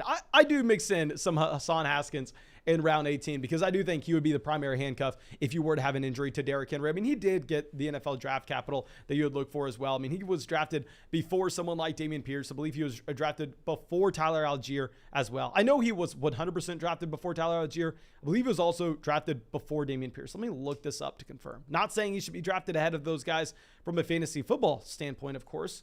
But yeah, Hassan Haskins, I think he was he was a 4th round selection. I apologize. Dameon Pierce was before him. Okay. So Matthew Stafford goes a big 96. I'm assuming that this is a team that took Allen Robinson a little bit earlier on. No, they did not get Allen Robinson early on. Interesting to see them decide to take Matthew Stafford to pick 96. Singletary at 97. I'm not drafting a lot of Singletary as we discussed. I think James Cook's going to be the better value in that backfield. Usually you get James Cook, I mean, about 10 picks behind Singletary. Here they go back to back, which I think is fine. Barber Shack says Tony could be a league winner. Yeah, I mean, I'm fine with Tony at this price point. I just feel like it is really much a dead zone. And I will be targeting Daniel Jones a little bit later on. I do think that Daniel Jones has some sneaky rushing upside that we've already discussed. But real quick, we just passed 500 likes in the stream, and we are not even 2 drafts in. Thank you, guys. I appreciate y'all. At this pace, we're hitting 1,000 likes in the live stream. I'm going to try to get 4 or 5 drafts going for us tonight. If you enjoy this content, all I ask is, of course, you, A, go sign up for Underdog Fantasy to draft with us at some point this offseason because we do this every single night. And B, it's free. Go down there, hit that like button, subscribe to the channel if you haven't already, but I'd imagine everybody watching this is already subscribed. But support the channel. Let's get this to 1,000 likes. That'd be really cool. I don't think we've ever had a live stream over 1,000 likes. Maybe like during the season, maybe on like a Sunday morning, but definitely not a draft live stream. Okay. So Dawson Knox goes. Do we just take Russell Gage? Oh, think through this, Mason. Come on. Think. What was the report on Sky Moore? Injures hip in practice. Sky Moore left Tuesday's practice early due to hip injury. Moore is competing for a role in wide. Yeah, we don't care about this. We'll use it as a tiebreaker. We'll take Russell Gage here. Not excited about it. Let me know what you think. I mean, While we are getting Russell Gage 14 picks behind his ADP, I don't even think that ADP is valid. I think you are going to see Russell Gage continuing to fall. I mean, I continue to see Russell Gage go after pick 100. What I would say is I'm still projecting Russell Gage to play ahead of Julio Jones based on the fact that he had that $30 million contract. He should play in an offense that's going to throw the ball more than any other team in the entire NFL. So a lot of people telling us to go with Robert Woods. Guys, I have so much Robert Woods. I have a ridiculous amount of Robert Woods so far this year in drafts. Like, let me go ahead and pull up exactly how many leagues I've drafted Woods in compared to Gage. Because Russell Gage was someone I was never drafting in the 6th. Like, I had a couple drafts where we got Russell Gage in the 9th before Julio signed, but that was before his ADP got steamed up. We have 11% Robert Woods. Now I have 4% Russell Gage. So let's go ahead. Let's draft Gage. Okay, Dab says, is a 6-man draft too easy? I would say a 6-man draft's not fun. Like, Underdog has 6-man drafts. They have 3-man drafts. They have 14-man drafts. Like, they have a bunch of different league sizes. I stick at 12. I think 12 is the perfect balance for fantasy football.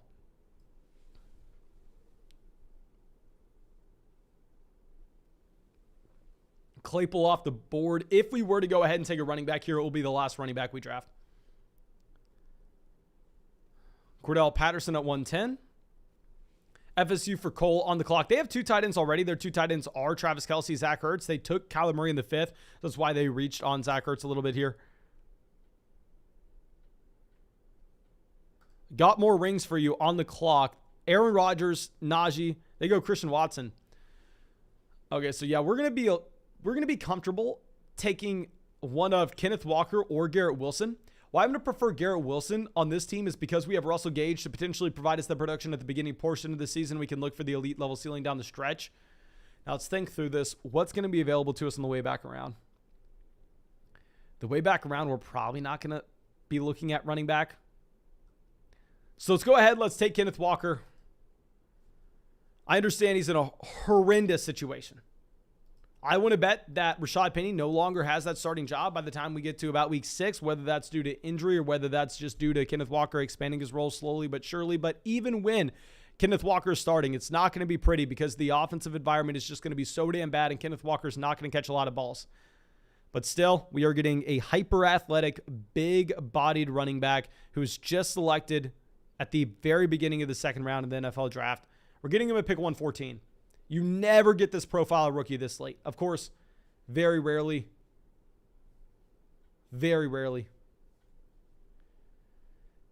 is a rookie with this profile landing in such a bad situation. But we'll be fine. We'll figure it out.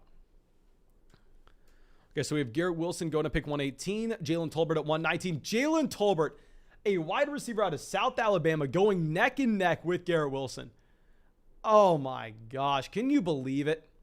Garrett Wilson, someone who is an elite level wide receiver prospect coming out. I understand Jalen Tolbert will be someone that gets steamed up draft boards. I mean, it is better news for Tolbert than anybody else with the James Washington injury. Because if you're looking at Tolbert, say he could possibly have been phased out of 3 wide receiver sets for Dallas halfway through the year if James Washington came on and Michael Gallup came back healthy, say in week 4. But now that James Washington's injured, Jalen Tolbert's almost guaranteed a slot in 3 wide receiver sets for the Dallas Cowboys. But still, seeing him go back to back there with Garrett Wilson is crazy. Okay. So we're definitely going to go with a wide receiver. I like the McCole Hardman value. The Alexander Madison value. We can't go Alexander Madison, though. I'm not taking Irv Smith Jr. We've talked about that time and time again. We'll take whoever falls between Kenny Golladay and McCole Hardman. I'm going to prefer Golladay because we have Kadarius Toney on this team. As we discussed, I think we're going to be looking at Daniel Jones later on. So if we could get Golladay here and then get Daniel Jones as a part of a double stack, that's going to be ideal. So yeah, plan A is underway. Perfect. We get Kadarius Toney, Kenny Golladay, paired up, some correlation in this passing offense. This is going to be a team where we only draft 2 quarterbacks. So I think if that second quarterback is Daniel Jones with the coaching staff change over to Brian Dable and at the same time with the rushing upside, I think it's going to be solid. I think it'll be at least an upside with offense. I can admit that it may crash and burn, but at the same time, they do have a relatively high ceiling. Okay, let's move this down. We have Tua Tagovailoa, Irv Smith Jr., and Mecole Hardman all off the board here.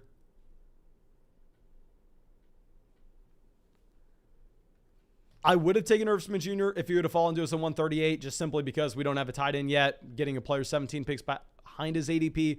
But I do think Irv Smith Jr. should, and Cole Kmet, for that matter, should be going really close to Pat Freiermuth and Gesicki, who are both falling a ton. Okay, Dab says, who's going to have a better year, Hollywood or CeeDee Lamb? Boomer sooner. My man, I'll say. Hook 'em horns, first off. But CeeDee Lamb, of course. What are we talking about? CeeDee Lamb is a completely different caliber of wide receiver. CeeDee Lamb is going to be playing in a better offense. CeeDee Lamb has less target competition. CeeDee Lamb's, oh dear God, we just saw Tim Patrick go off the board. Rest in peace, this team. At least it's going to push down some value to us. At least we will get a wide receiver that we like. Or maybe we reach a little bit on Gesicki, but Gesicki's been falling so much as of late, we probably don't. Lindsey Marie takes... I really don't think that they know that Patrick tore his ACL. I know this sounds crazy, but they have not been auto-drafting. They specifically have Russell Wilson, Cortland Sutton on the same team. I think they went ahead, they queued up Tim Patrick to get the double stack in there with Denver. Yeah. Can you imagine entering in a $100 fantasy football draft and not reading the little square here that gives you all the injury reports, that gives you all the recent news for a player?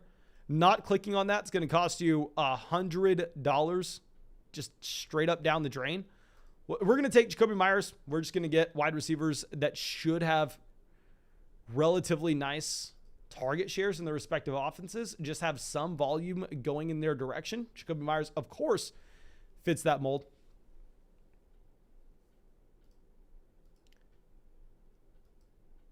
I just can't believe we saw that in a $100 draft. Like, if that would have happened in a $5 draft, sure. But that is pretty crazy.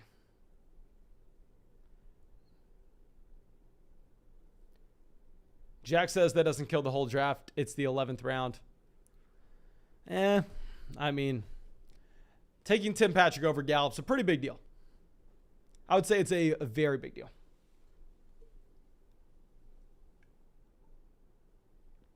Okay, so Devontae Parker goes directly after Jacoby Myers. That's what usually happens.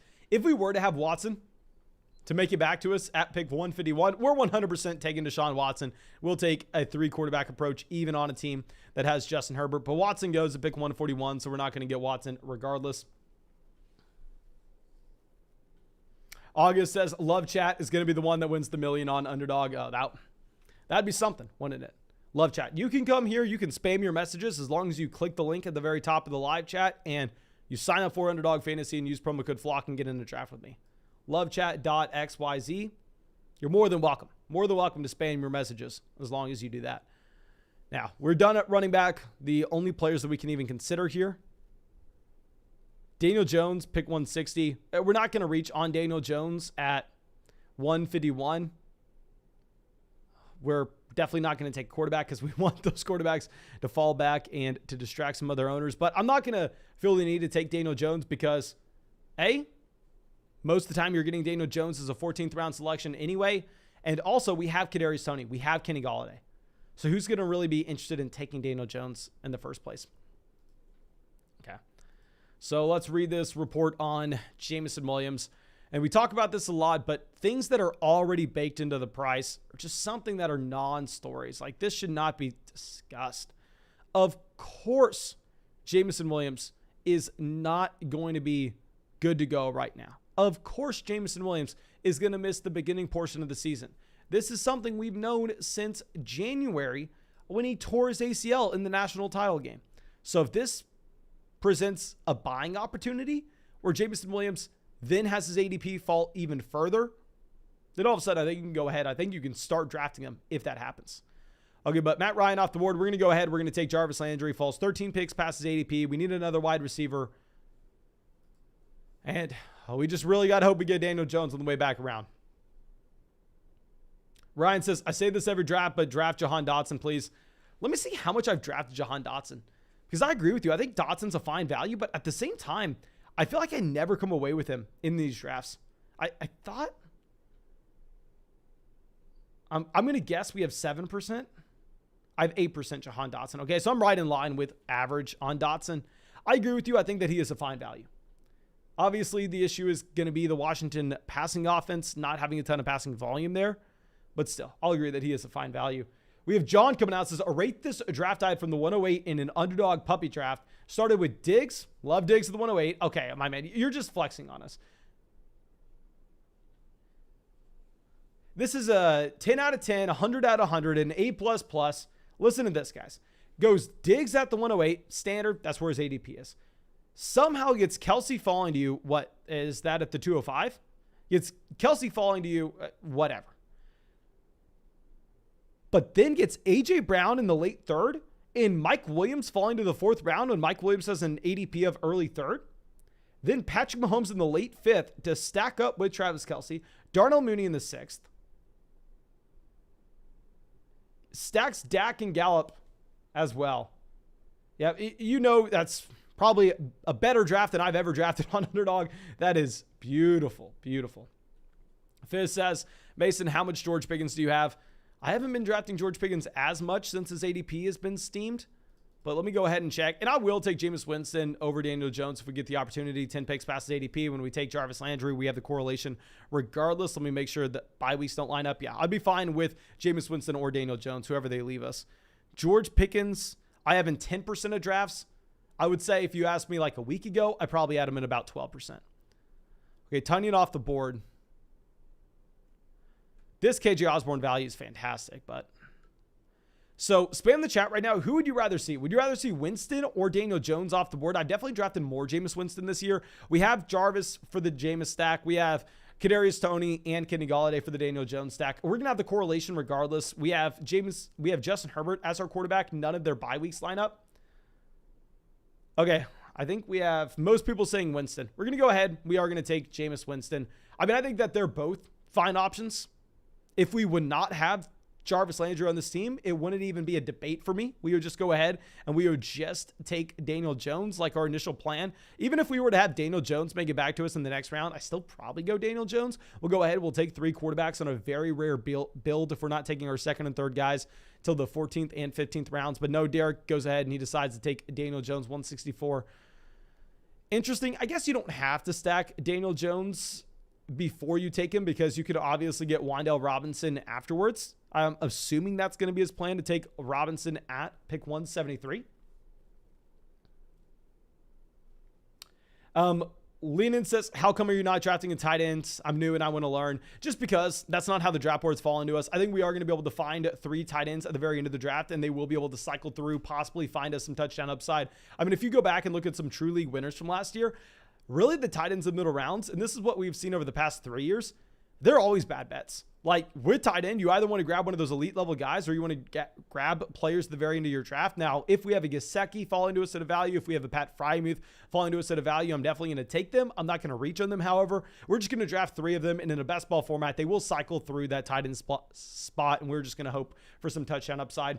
Alexander says, took over a keeper league, 10-team full PPR format. Do I keep Diggs at $47 or Hollywood at $1? Then I'll have money for 1 out of the top 5 guys. Those are my best options. Alexander, please don't feel the need to donate for this answer. Thank you, of course, so much for supporting the channel. But just let me know in the general chat, what is your keeper budget? It's a 10-team full PPR format, Diggs at $47 or Hollywood Brown at $1. If your keeper budget is $1,000, we're just going to take Stephon Diggs. If it's $150, if it's $200, then we probably go Hollywood Brown. So please let me know because it definitely matters for this question. Okay. So with this team, we're done drafting running back. We're not interested in Gus Edwards. We're either going to be Noah Fant, Isaiah McKenzie, Evan Ingram. These are going to be our 3 guys that we're looking at. Isaiah McKenzie goes 173, so we're either Noah Fant or Evan Ingram. Alexander says $200 budget. So you're keeping Stephon Diggs almost at a 25% of your budget, or Hollywood Brown literally at $1. Probably go Hollywood Brown at $1 if I'm going to be honest. Ingram goes. That's fine for us. I prefer Noah Fant. I mean, if you're looking at Noah Fant and the prospect profile he had coming into the NFL, keep in mind, this is a tight end that was drafted in the first round out of Iowa in that 2019 NFL draft. I mean, no offense, a great tight end talent. It's a horrendous situation, but that's why we're getting him at pick 175, and we're still going to be able to take 2 more tight ends and hopefully just cycle through these guys at the end of the year. And we are going to fire up another draft after this, probably going to make 2 more picks and then just queue up our last position. So, of course, do not go anywhere. Drop a like on the live stream. Go sign up for Underdog Fantasy. Use promo code FLOCK. Get our draft guide. Get our rankings. Get a 100% deposit match. Link in the description or in the link in the live chat so you can join the next draft with us. Mr. Right Now says, I missed the private drafts. Don't you worry, my dude. We are going to get more private drafts going. So if you don't want to try to risk it and join a random draft in the public lobby that we may not be in, feel free to not try to join our next draft. Once there's no puppy drafts available, once the puppy 3 is closed, then we'll be right back to those private drafts because I have maxed out Best Ball Mania. Okay. Oh my gosh. I am so dumb. Oh, dear God. Oh.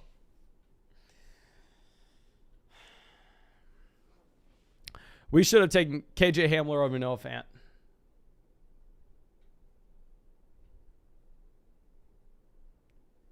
Oh, that is tough. SNFU says, Noah Fant drafted out of Mizzou. No, that's Alberto. You're thinking of Alberto. Noah Fant's out of Iowa. TJ Hawkinson and Noah Fant were on the same team in college. If you don't know, Noah Fant was actually the tight end that most people thought was the next great guy. Like, so many people were excited about Noah Fant because he broke out as a true sophomore. And you actually didn't have TJ Hawkinson breaking out until a junior. Like, not many people were talking about TJ Hawkinson at all out of Iowa. And then all of a sudden, Noah Fant still ended up going round 1, but Hawkinson went before him. Like, his final season there, he did jump him. And obviously Hawkinson, the more complete tight end, he's the better blocker. But still, it was very surprising at the time.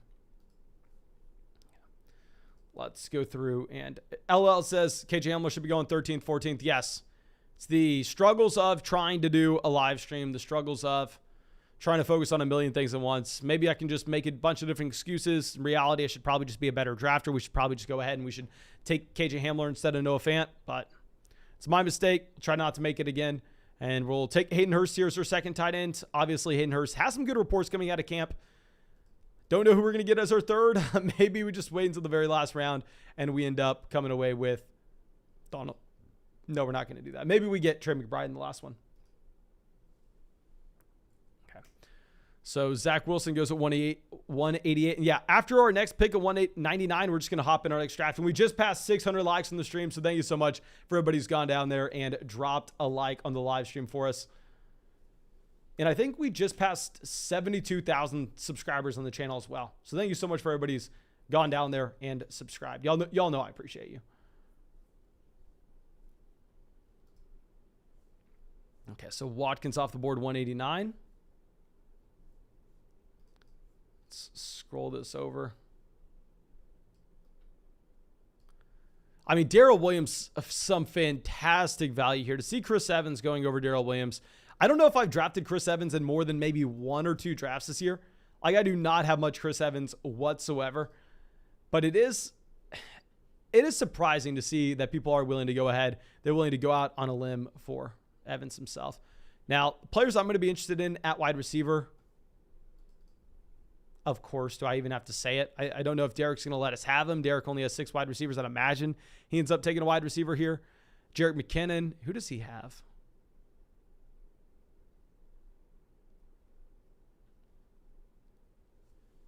Yeah, I'm assuming he goes wide receiver. He has Andrews and Kittle on this team. That's very interesting. Baker Mayfield, 196. He goes Will Fuller. He takes our guy. Curtis Samuel has some conditioning issues based on the reports coming out of camp. I would take Taysom Hill here if it weren't for the injury. Let's read this report one more time. He'll be out for a little while with a rib injury, according to head coach Dennis Allen. The quarterback turned tight end just recently recovered from a foot injury that sidelined him through most of the offseason. Allen didn't specify how long Hill would be sidelined, but this new injury is not related to his foot.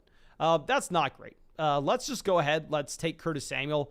Then we'll queue up some tight ends at the very end. We will just go ahead. We'll get our third tight end. But let me queue those players up. Then we'll go fire up our next $5 draft. That one was a $100 draft. The draft we did at the very beginning of the live stream was a $100 draft as well. But let's queue up these picks. Probably not going to be too interested in Taysom Hill post-injury, as we discussed. But let's move this over. We're just going to join the $5 puppy draft. Let's get this in right away so people can hopefully join with us. See how many people a part of the flock are going to be in this draft. I'm assuming a lot. And we're at the 101. Or no, never mind. We're at the 104. I actually prefer the 104. We're with J.K. Ooper. I've not been in a draft with him in a while. We're with Barber Shack, who's in the live chat. We are with Odious. I don't know how to say I don't know how to say the name there at the last pick. Tinderella is someone that I believe used to draft with us all the time last year that I've not seen out in quite a while. Let me know in the live chat. I think Benji is also a part of the flock. Let me know in the live chat right now if you are in this draft. And if you are in this draft, let me know what pick you are. Please let me know ASAP. Scuba Driver says, Odysseus. Okay. Thank you for helping out the resident idiot. The resident town clown. I can't even speak. Soren says he's at the 101.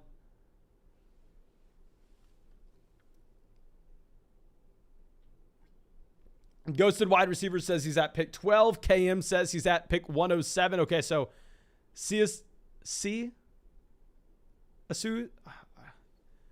Suicide Squad, but obviously Suicide Squad. How do you say that? Pretty unique name. Pretty clever name, though. I will give you some props on that one. Okay, so Taylor goes at 2. I'm very excited. We're just going to get one of CMC, Cub, Jefferson. There's such a tier drop off after pick 5. Like, that last draft picking at 7, having to go with Austin Eckler in the first, Deebo Samuel in the second. It's just so damn tough. Eckler goes at 2 here. Now, we've seen 2 drafts tonight where Austin Eckler sneaks his way into the top 3. Barbershak on the clock. I guess you could possibly go Eckler at 2, then take Keenan, Mike Williams at the 2-3 turn, and then go ahead and just decide to get Justin Herbert in the 4th if you are a die-hard Chargers fan. I'd imagine it's pretty damn hard to get there in week 17 with all 4 of those players. I would imagine that's probably not going to work out for you. But at least it's a thought.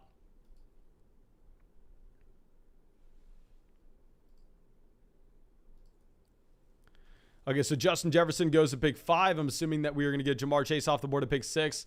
I think you have to be very excited if you're J.K. Hooper here as well and you're getting Justin Jefferson pick 5, where Jefferson has been sneaking his way to 2, has been seeing his way to 3. Like, you're going to see Justin Jefferson selected at 3 or 2 more often than 5, in my opinion. Primer says, in my draft, some guy just took Stephon Diggs at pick 4. Oh, the draft here at pick 4 is not doing that here. I'll tell you that much. The draft here at pick 4 is going to try to win this draft. If y'all don't know, this is the puppy draft on Underdog Fantasy. It's very similar to the other draft that we are in. First place gets paid, second place gets paid, but a small percentage of every single league pot is set aside for the massive fantasy football playoff tournament at the very end of the season. But this fantasy football tournament is significantly larger for that playoff setting.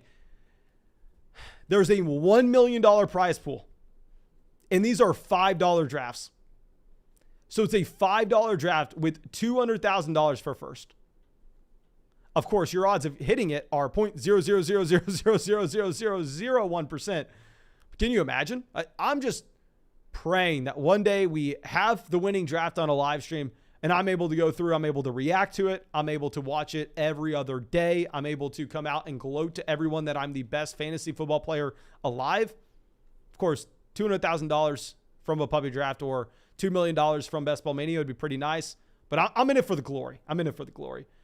Joey says, 10-team Superflex PPR Dynasty trade. I made Antonio Gibson, Amon-Ra St. Brown, and a future 3rd for Juju Smith-Schuster and the 110, which was Garrett Wilson. Okay, so you got Garrett Wilson, a future 1st and 2nd, and Juju Smith-Schuster. Oh, that is beautiful. You would rather have Garrett Wilson over Amon-Ra St. Brown, or at least it will be close.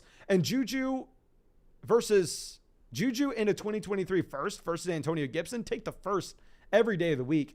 And how close are Jerry Jeudy and Cam Akers in dynasty value? After the Tim Patrick injury, they're a lot closer. Rob's highlight says, drafting Courtland Sutton will boost your chances. Yeah, definitely a lot more now that Patrick's out for the season than beforehand. But I will admit, this has to help Sutton, and has to help Sutton drastically. Tim Patrick going down dramatically helps Sutton. Let's see if we're going to get Mark Andrews or Tyreek Hill. We're going to take either player, and then we're just going to get a running back on the way back around in round 3. I've been taking a ton of third-round Nick Chubb. Unsure if we're going to get Nick Chubb here in the third. We'll see. Maybe we go with a 3 wide receiver start at the beginning. Maybe we're looking at A.J. Brown instead of pick 28. I think in the draft 2 drafts ago, you ended up having like Leonard Fournette fall to pick 31. So Fournette is there at pick 28. I'd be happy to take that running back. I'd be happy to take Javonte Williams. Really any of those guys. Chubb goes directly after us. Maybe it's my fault for talking about Nick Chubb. But looks like we're about to pass 650 likes in the stream. Guys, we are so close. We are approximately 63% there. 63% to 1,000 likes in the live stream. If you have been enjoying these nightly live streams, please make sure you go down there, drop a like on the stream. We are hitting 1,000 here. We are hitting 1,000 likes in the stream, ladies and gentlemen. It will happen.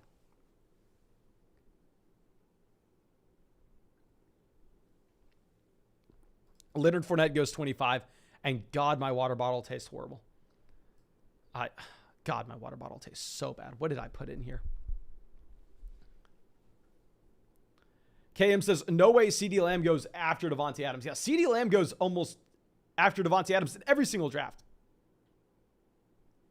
Like, and I would rank it that way as well. I don't have Davante Adams in tier 1 with those guys in Cooper Kupp, Justin Jefferson, Jamar Chase, Stephon Diggs. We have Davante Adams in his own tier, but I definitely have him in a tier above CeeDee Lamb. Now, we're going to take A.J. Brown at pick 28. Like I said, we were hoping that we were going to get one of those running backs on the way back around, but it is what it is. I'll feel comfortable with the running backs value that we can find later on. We got J.K. Dobbins in the 6th round in the draft right before this. I mean, if I'm going to get 6th round J.K. Dobbins, hell yes. Sign me up for it. Unruly Drip says, when do you feel like you should draft a 3 tight ends? So if you're drafting on best ball on Underdog Fantasy, you should draft a 3 tight ends if you miss out on the tier of guys ending at TJ Hawkinson, in my opinion. However, if you're drafting in your casual fantasy football redraft format, you never draft a 2nd tight end. You take 1 and you're done. If that tight end doesn't work out, you hit the waiver wire and you'll be fine. Okay, Keenan Allen at 30, Travis Etienne at 29, Mike Williams at 31. KM says, with virtually no receiving competition in Dallas compared to Vegas, you're still taking Adams, ? Yeah, I completely agree with you. I think the situation for CeeDee Lamb is dramatically better than what you have for Davante Adams in Las Vegas. But at the same time, if we're looking at the talent profiles of both wide receivers, where Davante Adams has been able to average close to a 28% team target share over the past 3 seasons, where Davante Adams has averaged a top 3 wide receiver finish over the past 4 seasons, versus CeeDee Lamb, whose best year ever was the wide receiver 16 on a points per game basis last season. I think that despite the situation being much better for CeeDee Lamb, we're still going to have to lean in favor of Davante Adams. You're possibly hoping that the Las Vegas Raiders decide to push the pace of play, have a very condensed target tree overall, just between Davante Adams, Hunter Renfrow, and Darren Waller, and decide to use no wide receiver depth whatsoever. Obviously, they move on from Bryan Edwards over to Atlanta, Zay Jones over to Jacksonville. They really have no depth at receiver. So I agree with you. Yes, CeeDee Lamb is in a dramatically better situation. However, I think that Davante Adams is just a much better receiver. Garrett says 1,500 likes and Flock does a 24-hour live stream before the season starts. I've talked about this. If we hit 90,000 subscribers on the channel, we will do a 24-hour live stream draft. And I don't think you would realize how brutal that would be on my voice, how hard that would be overall. If we hit 90,000 subscribers on the channel, which I'm going to do everything in my power for us to get there, I will do a 24-hour draft. But if you want to help us, I already know you're subscribed to the channel. I know everybody watching this is subscribed. What you need to be doing is every time you watch one of our videos, you need to drop a like. That way we get it recommended to some new viewers. Somehow, some way, people are still finding this channel despite us uploading multiple videos every single day for years now. People are just now stumbling across this channel. So make sure you're still going down there, dropping a like on every single one of our videos if you want us to power through and hit those 90,000 subs. And I will be happy to get a 24-hour draft going for y'all, or draft marathon, whatever you want to call it.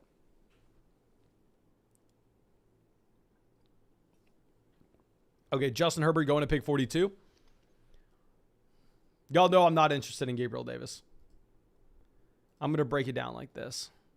Actually, I probably need to move Jerry Jeudy up. No, I can't put Jeudy up over Deontay Johnson. Deontay Johnson, literally look at this. Look at this stat line. 169 targets last year. 169 targets. He's the wide receiver 7 on a points per game basis. What was the news about Cam Akers looking better? I don't care about that news, but I will be completely fine taking Akers here. We have Cooper Kupp on this team. Maybe we want to go through. Maybe we want to make the concentrated bet on the Los Angeles Rams offense. We go ahead, we take Akers, then we could potentially look for Matthew Stafford a little bit later on, get the double stack in with Cam Akers, Cooper Kupp, and Matthew Stafford here in Los Angeles. Okay. Naked HD, you are allowed to spam the chat over and over again with your bot messages. If you go to the top of the link in the live chat, if you go sign up for Underdog Fantasy, you use promo code FLOCK when you sign up, you'll get our rankings, you'll get our draft guide, almost 300 pages, and a 100% deposit match when you use promo code FLOCK. Literally with a $10 deposit, you are getting our 300-page fantasy football draft guide, and you can have some fun in these drafts with us. Link at the very top. And then I'll let you spam your messages, naked-hd.xyz. But until then, you're not allowed to spam those messages. Okay. Now, Brandon Cooks goes 49. Deontay Johnson, 48 is just beautiful. That is beautiful value on Deontay Johnson. Barbershaq takes our guy with Patrick Mahomes. Patrick Mahomes is my most drafted quarterback. So let's go ahead. Let's take George Kittle. Let's get the elite level tight end. We could potentially look at Trey Lance in the 7th. If we don't get Jalen Hurts in the 6th, obviously we would rather have Jalen Hurts paired up with A.J. Brown there. But Rico says, if you do a 24-hour draft, I'll definitely offer you some virtual support and or anything needed for preparation as well, brother. Thank you, my man. I would set everything up on my end. I'll probably invite some guests on if we do a 24-hour draft so I don't have to talk nonstop as I do through these. I'll probably just be sipping on pre-workout for about the last 12 hours. My brain will be fried. I will tell you that. I'll feel like I'm living in the Matrix. It'll be ridiculous if we stay on a live stream for 24 hours. But I'll make it happen. We'll make it work if we hit 90,000 subs on the channel. So like I said, if you want that to happen, just go down there, drop a like. Okay, we have David Montgomery, Darnell Mooney, Rashad Bateman, DK Metcalf, all off the board. And I haven't told you all this either, but I think that Kittle's also my most drafted tight end. Like, if you're looking at these round 5 players, it is so simple, in my opinion, in round 5. Like, at the 4-5 turn, once you have Cam Akers off the board and Deontay Johnson, once you have those two guys, instead of taking Brandon Cooks, instead of taking Jerry Jeudy, instead of taking Darnell Mooney, Rashad Bateman, DK Metcalf, Juju, Amari Cooper, don't take those guys. Take a player who has access to a top 1 overall finish at his respective position. That's Kittle. That's Waller, that's Mahomes, that's Lamar. Those are the 4 players you should be targeting in this range. So we have Godwin going at 59. Kyler goes at 60. We really want to see Jalen Hurts make it back to us at 69. I'd be so happy if that happened. If we were able to pair up A.J. Brown and Jalen Hurts. It's not likely, though. I think these drafters have been pretty good. I mean, we haven't seen too many surprising picks. I'd say Austin Eckler at 2 is surprising. Outside of that, what else? Everything seems very standard. Travis Etienne at 29 is a little bit surprising. Like, I'm definitely not taking Travis Etienne over Keenan Allen. I'm not taking him over Kyle Pitts.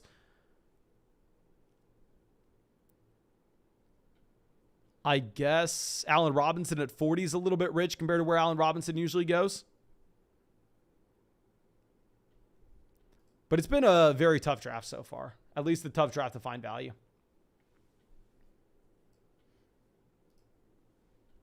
Sean says, is it smart to go no wide receivers through the first 5 rounds? I'd say on Underdog Fantasy, no, because these wide receivers are going to be slid up draft boards, and it's very hard to get away with punting the wide receiver position because you have to start 3 wide receivers in this format. If you're going to be playing in a very casual fantasy football league where, say, you only start 2 running backs, 2 receivers, and 1 flex, especially if that's going to be like a 10-team league, then 100%. I mean, the wide receiver is going to be so replaceable later on, so it's going to matter. the league format that you're playing in. Are you playing in with a bunch of casuals in a format where it doesn't stress you to have actual depth with your actual roster? In that league, yeah. I mean, go ahead, just take an elite level tight end, take a couple elite level running backs, get a great quarterback, and then find wide receiver value later on.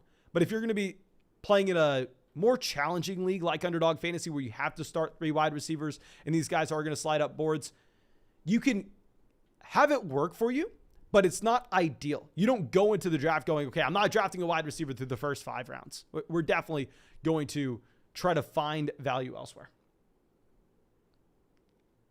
Aleem says, Mason, what do you think of Laquan Treadwell this year? I don't think he's guaranteed to make the roster. If he were to make the roster, I mean, does he have access to any upside? Realistically, no. I think Christian Kirk is undoubtedly the wide receiver 1 there. Etienne's going to command a decent target share. So we get Jalen Hurts making it to us here at pick 69. Guys, this is an exciting team. This is a very exciting team now that we're able to have Jalen Hurts and A.J. Brown paired up on the same roster. Our next quarterback we're going to be looking at is probably going to be Matthew Stafford a little bit later on. Probably Matthew Stafford at pick 93 to try to pair up Cooper Kupp, Cam Akers, and Stafford for that double stack. But I think we have access to a potential quarterback 1 overall finish with Jalen Hurts. Not saying it's likely, but it's in the range of outcomes. Same thing with Kittle. I think that you could have Cam Akers as a top 5 running back this year if he goes back to what he was before his injury, and we have the Los Angeles Rams still as an elite level offense this upcoming season. Cooper Kupp, I'm maybe going out on a limb to say this, but I think Cooper Kupp also has wide receiver 1 overall upside. I know we're going out on a limb. I know we're stretching to say that. Tyreek Hill is a pretty good wide receiver. I like this team. This is going to be a very good team.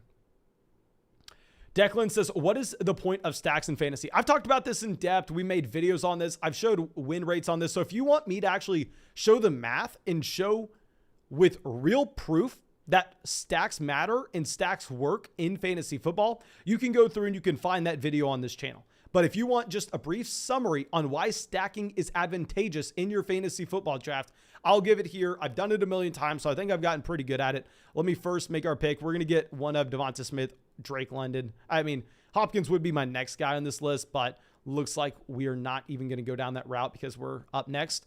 But Barber Shack on the clock. Let's see what he decides to do. He goes Tony. Hell yes, we get the double stack in here with Jalen Hurts. And this is the perfect example, guys, of why stacking is important in fantasy football. So let's go through and let's look at this 12-team league. And let's be realistic. Even if I want to come out here on a live stream and go, oh, I am the best fantasy football drafter of all time. I'm the best fantasy football player of all time, which if you watched more than one draft from us on this live stream, you'll be able to tell me immediately that, Mason, you're an idiot. You have no idea what you're talking about. That may be true. But let's even assume that I'm just an average drafter, or maybe I'm lucky to be an average drafter. Regardless, I'm an average drafter here. There are 12 teams in the league. What is my probability of winning this league? My expected win rate should be about 8.33%. 1 divided by 12 off the top of my head is 8.33. Maybe it's 8.67. Let me do this right now for you. Doesn't really matter. It's 8.33. So what are we trying to do? Are we trying to access the highest ceiling possible? Or is it easy to win your fantasy football league? Or do you just have to make average picks throughout the draft? No, you have to access a very high ceiling. You have to be the one team out of 12 to win. So when that happens and you make your early round selections of Cooper Kupp, I'm already only going to win this league 8% of the time. So when we make that selection of Cooper Kupp in the first, Tyreek Hill in the second, A.J. Brown in the third, for this team to realistically have a shot at winning, for this team to realistically have a shot at actually taking home the gold, what has to happen is those picks have to go well.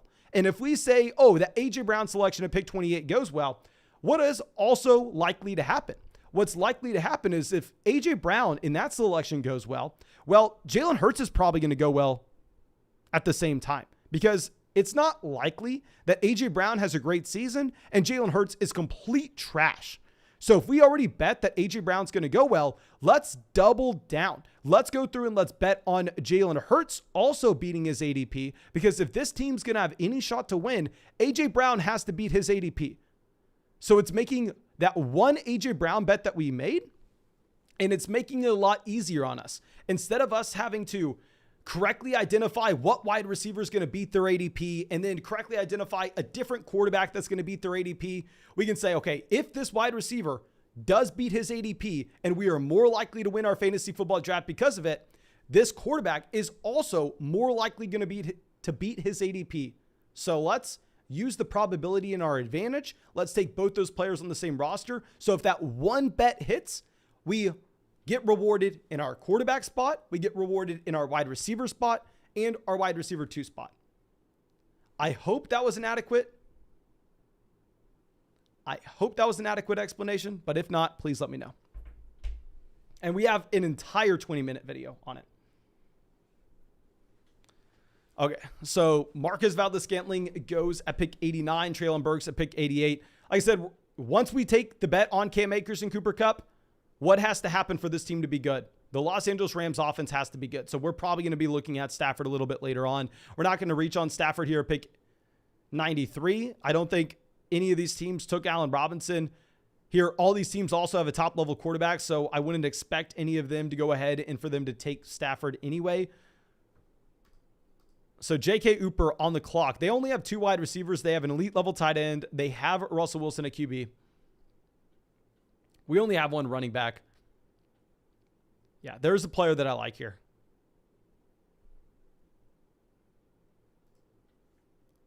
J.K. Ooper taking this all the way down. We're going to go ahead. We're going to take Kareem Hunt here a little bit before his ADP, but I do think post Deshaun Watson suspension, Kareem Hunt is going to rise up now that you know you're getting 11 weeks with Kareem Hunt here in Cleveland playing with Deshaun Watson. And I do think that this should be a top 10 offense almost guaranteed with Watson under center, given Watson's career levels of efficiency, plus the elite offensive line play that you have in Cleveland. So I'm very excited about taking Kareem Hunt. I'm going to be willing to reach on him. I'm going to be willing to take him over Rashad Penny, especially when I think that, hell, he's going to be a much better passing down running back as well. So we have Dallas Goedert going at pick 95. I know maybe you make the argument, oh, Mason, you want to go ahead. You want to take Dallas Goedert, get the triple stack in there with Philadelphia. At some point, there are going to be diminishing returns. Like, it's not like we should go take A.J. Brown, Devonta Smith, Jalen Hurts, and Dallas Goedert all through the first eight rounds in fantasy. We have 4 players from the same team through the first 8 rounds, and we're betting on our quarterback having rushing upside. Probably not a strong one. Probably not a strong bet, that is. Now, Stafford's going to be our pick. If Stafford makes it here, I'd imagine he does. At least I hope he does. Now, in terms of other players we could be looking at other than Stafford, I wouldn't be too excited with a lot of these other players in terms of how they would fit on our roster. Barbershop, obviously, I mean, in my opinion, he wants to go Sky Moore. He took Patrick Mahomes. So he goes Russell Gage. Interesting. We're going to go ahead. We're going to take Matthew Stafford. Yes, Matthew Stafford and Jalen Hurts have the same bye week, but the majority of the expected value that we should have in this draft, given the tournament aspect of the season, are going to be loaded up in weeks 15, 16, and 17. So if the majority of the value is weeks 15, 16, and 17, doesn't matter if we're sacrificing 20 points in week 7. I don't think so. I mean, if we have, say, Jared Goff making it to us in the 18th round, I'll go ahead and I'll take him. Okay. Ignite says, do you prefer A.J. Brown or T. Higgins? I made a $10 bet with my brother, and I said A.J. Brown would finish about T. Higgins.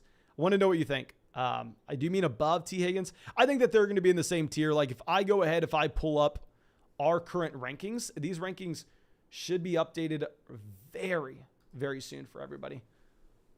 I don't even need to pull them up. If we have the 2 wide receivers in the same tier, I think it is going to be a tiebreaker coming down to you. Obviously, on Underdog Fantasy, T. Higgins is being drafted before A.J. Brown. I would say the overall offensive environment in Cincinnati should be a lot more favorable for T. Higgins. If I wanted to bet who the better wide receiver was, I'd bet that it would be A.J. Brown.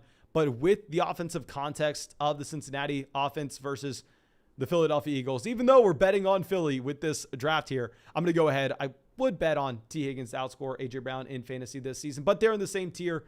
If you like A.J. Brown, I'm not going to fault you. Okay. So let's go ahead and find our next draft. Brandon says, should I be trying to get Anthony Schwartz as a throw-in in dynasty trades to pair with Watson? Yeah, if you don't know who Anthony Schwartz is, Anthony Schwartz was a wide receiver that was drafted in the 3rd round last year of the NFL draft. Nobody ever got excited about him for the right reasons. I mean, very similar to Tutu Atwell, who was drafted in the 2nd round, very similar to Dwayne Eskridge, who was drafted in the 2nd round. We know that NFL teams are going to prioritize having that elite level speed where those wide receivers can just stretch NFL defenses, where that's not necessarily going to correlate to what we have with fantasy football value. Of course, in fantasy football, you want the wide receiver running routes over the middle. You want the wide receiver running routes closer to the line of scrimmage that is just going to rack up target after target after target. Someone like Amon-Ra St. Brown, for example, who goes in round 4 of the NFL draft last year coming out of USC. Everybody in fantasy football was already more excited about Amon-Ra St. Brown because he had the profile of someone that could command targets. When it comes to Anthony Schwartz, he's just going to be a field stretching option. However, with that being said, he could be someone that does see snaps because his speed could provide a vertical element to Cleveland, even if he is not going to be a target hog. And if he were to just come away with the stat line, say 4 or 5 targets, and he turns 2 of those into touchdowns in a given week, maybe you could flip him. So yeah, I mean, in terms of a waiver wire pickup in Dynasty, he's worth a roster spot. Now, Saram coming out. Thank you, my dude. Let me make this pick. We'll read that message directly after. But J.K. Ooper on the clock. They have Russ at quarterback, Travis Etienne, David Montgomery, Elijah Mitchell at running back, wide receiver Jefferson, Terry McLaurin, Chris Olave. They go Kirk Cousins. I'm going to take Kenneth Walker here. We already talked about it in the last draft where we took Kenneth Walker. No, I do not think Kenneth Walker's in a great situation. It's arguably the worst situation a running back who's selected in the 2nd round could ever find himself in. Like, realistically speaking, he's parked behind Penny for the time being. I think eventually he's going to work his way out from Rashad Penny. And even when he does, he's going to be in the worst offense in the NFL, or one of the worst offenses in the NFL. So Walker's in a horrendous situation, but at the same time, you never, and I repeat, ever see round 2 running backs that have this kind of profile slipping to 117. So I will be fine drafting him. So Rom says, hope all is well. The 111 in a 12-team PPR with 2 wide receivers, 2 running backs, a tight end, and a flex. I did 2 drafts. I took Stephon Diggs in 1 due to the value and Mixon in another. Which is better? I would say in a vacuum, I'm going to prefer Stephon Diggs over Joe Mixon. But given your league format, where you only can start 3 wide receivers at the very most, I think that based on how running backs are probably going to get pushed up draft boards in your draft, in particular because your league format, you should indeed go with Joe Mixon in that format where you can only start up to 3 wide receivers. So on Underdog, you can start up to 4, which is why I'm going to be willing to take a Stephon Diggs over those running backs in that Joe Mixon tier. But in a league where you can only start 3, I would go ahead. I would just take Mixon. Okay. Let's slide this down. 124. Not interested in Irv Smith Jr. I honestly don't even love Rachaad White here. Can't take Justin Fields. We already have our 2 quarterbacks. Not too excited about any of these picks. Let's see if there's any team that's just loaded up on a ridiculous amount of quarterbacks or running backs that could skew the rest of this draft. Looks like everybody's pretty balanced. Like, it's not like anybody is just completely overweight on one position or another. Galladay's off the board. What the hell am I supposed to do here? We'll go ahead. We'll take Rachaad White. He falls 4 picks. I don't even like White here. I don't like Irv Smith Jr. Ronald Jones is fine. I've taken Ronald Jones a lot more than I have taken Rachaad White. I just think the tight ends that are going to make it back around to us, say in like the 12th round, when we can get a Mike Gesicki. Gesicki's going to be in the same exact category. Fantasy Football Atomic, long time no see, says, how do you know it's time to commit to a rebuild? What I actually really like doing in Dynasty Fantasy Football is going through and just mapping out your team, saying, okay, well, let's look at our wide receiver 1. Where's our wide receiver 1 being drafted in redraft leagues? Oh, our wide receiver 1 on our Dynasty team is being drafted as the wide receiver 24 in redraft. Oh, our wide receiver 2 is being drafted as the wide receiver 30 in redraft. Our wide receiver 3 is being drafted as the wide receiver 48 in redraft. And we go down the line like that, and you have to ask yourselves, would this be a competitive team if it was a redraft format? And if the answer is easily no, and you don't have the future draft capital or the current assets where you can make trades and improve the roster to be competitive, then you have to go ahead. Then you just have to burn it down and you have to rebuild for the long term. But definitely, I think it's a good idea to look at redraft ADP and determine that. And of course, it goes without saying, look at how many future assets you have on that team, because future assets are always liquidity that you could change your roster with. Soren says, would appreciate it if you didn't take Mike Gesicki. And Gesicki falls to us at 141 on a team where we took Tyreek Hill in the second to bet on that Miami Dolphins passing offense. I'll go ahead. I'll take Mike Gesicki. It's not like that I love Gesicki. Like literally at the beginning of the offseason, I was saying Gesicki was overdrafted when Cole Kmet and Irv Smith Jr. were going like 20 picks behind him. It's just that it's flipped. Now when Gesicki's going 20 picks behind Irv Smith Jr. and Cole Kmet, now Gesicki's the value. I'm just taking the cheaper out of that tier of tight ends. I think they're all very comparable in terms of the range of outcomes that they respectively have. Devontae Parker goes 132.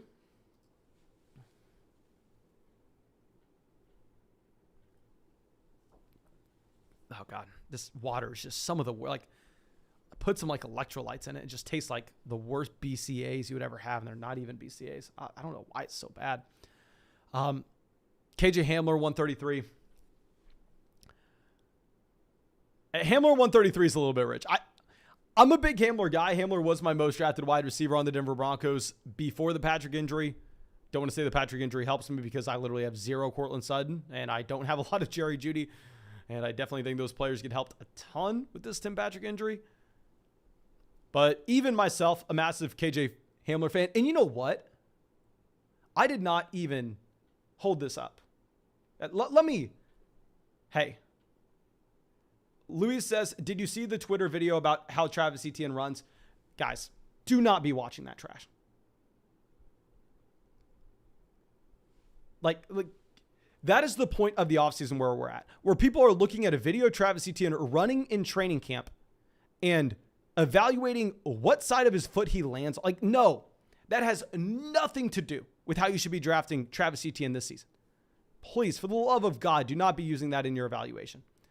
Now, we're going to take a tight end here no matter what, but let me go ahead and let me grab something for y'all. I have something to show you. Like, this is how much of a fan I am of KJ Hamler. We had Party Till She's Hot out here send us this last year because last year before KJ Hamler went down for the year, I took KJ Hamler in almost every single draft.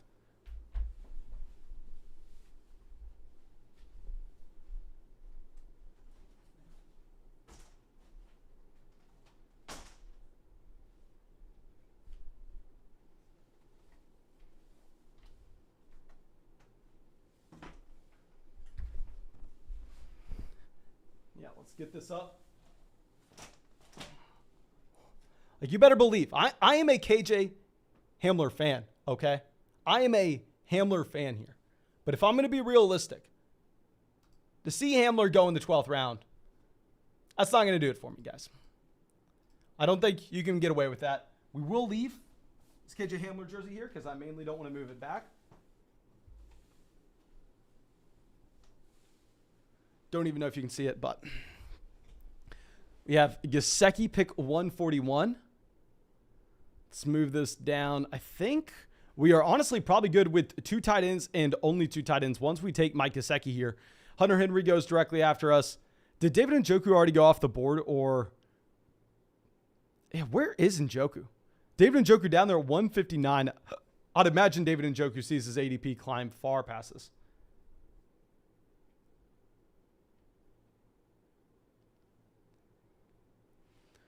Okay, so at this point, I mean, we're not looking at quarterback, even though we have the combination of Tyreek Hill as well as Mike Gesicki. Tua's fallen 15 picks past his ADP.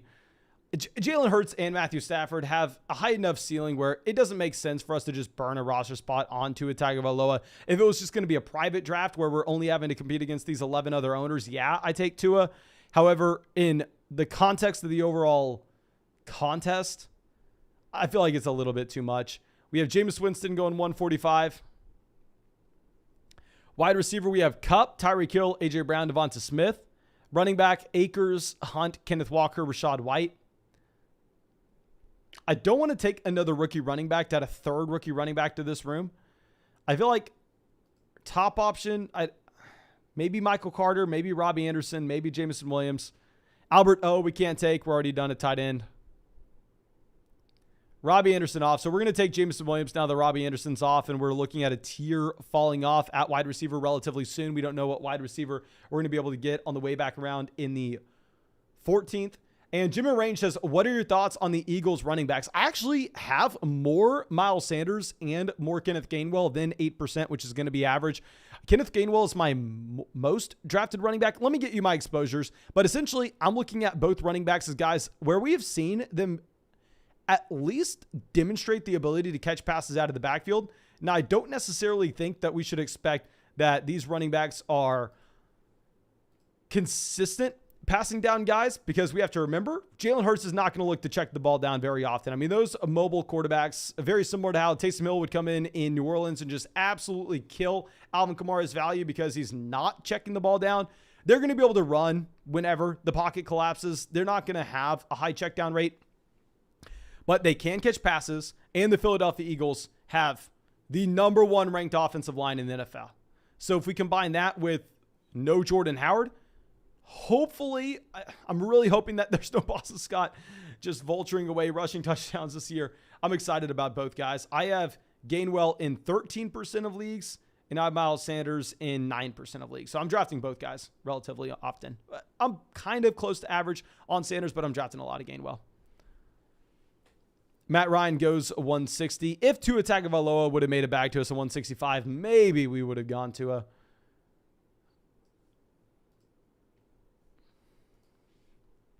Jimmy Range says, I can't stop drafting Kenneth Walker. Yeah, Kenneth Walker is becoming one of my most drafted running backs, and it's embarrassing to say out loud. Very similar to how it's embarrassing to say that Mahomes is my most drafted player at this point. Ken Walker, I have in 14% of drafts. The thing is, he's a second-round, big-bodied, dynamic running back you're getting in round 11. We got Kenneth Walker pick 117 here. I have to take that player. J.K. Hooper on the clock. I don't know what they go with. They go DJ Chark. We're going to take Van Jefferson. I understand Van Jefferson having knee surgery. I understand with Van Jefferson here, you definitely need to be concerned, and his ADP will fall. However, we took Stafford. He falls 8 picks past his ADP. We're going to go with the wide receiver almost regardless. So if there's ever a time to go ahead and to take Van Jefferson, it's on this roster. We are going wide receiver. We have Stafford, and he falls past his ADP. So let's take him. Mr. Right now says we're 225 likes away from 1,000 likes on the stream. Yes, we are going to get another draft going after this one for y'all. Just please, if you have not done so already, we are trying to hit 1,000 likes on the live stream. Make sure you go down there, drop a like on the stream. It helps us out so damn much, of course. And there's a chance that we had 1,000 likes on the stream. That would be beautiful. That'd be beautiful. Now, let's move this over. We have Gus Edwards, Marvin Jones, Corey Davis as best players available.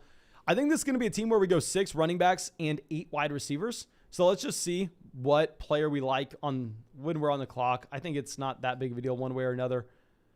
Jamal Williams getting some first-team work. Let's read this report. Williams has been getting some of the first-team reps in training camp, but he could face more competition for playing time following Detroit's recent signing of Justin Jackson.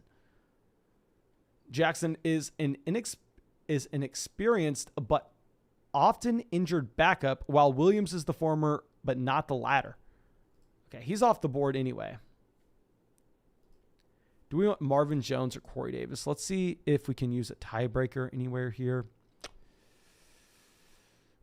You know what? Let's do the tiebreaker that on teams where we're needing a third quarterback, we go Corey Davis, expecting to get Zach Wilson in the next round. But on teams where we're set at quarterback, we'll go Marvin Jones because there's no interest in Zach Wilson in the following round. So let's go Marvin Jones, 172. I think it's marginal. I think between him and Corey Davis, it's just almost pick your poison, choose whoever you want.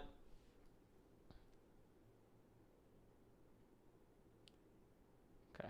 David says, quarterback, same bye week, Mason. Yes, I'd be concerned if the quarterbacks had the same bye week, if this was just a regular 12-team draft, if we just had to worry about the 11 other owners in here. But with the grand scheme of things, what really does matter with the fantasy football tournament setup is your production in weeks 15, 16, and 17. The 20 points that we are going to lose with a no starting quarterback in week 7 if we don't draft the third guy, is not going to be much when it comes to the expected value of the monetary gain that we could possibly have if our 2 elite level quarterbacks go off in weeks 15, 16, and 17. And at the same time, we use an extra roster spot to grab a wide receiver like a Marvin Jones. So like I said at the beginning, once we took Matthew Stafford and knew that he had the same bye week as Jalen Hurts, we will go ahead. We'll take Jared Goff if he makes it to us in the very last round, or we have some crazy value at quarterback like that. But we're not going to go out of our way, and we're not going to try to reach on a third QB just to make it work.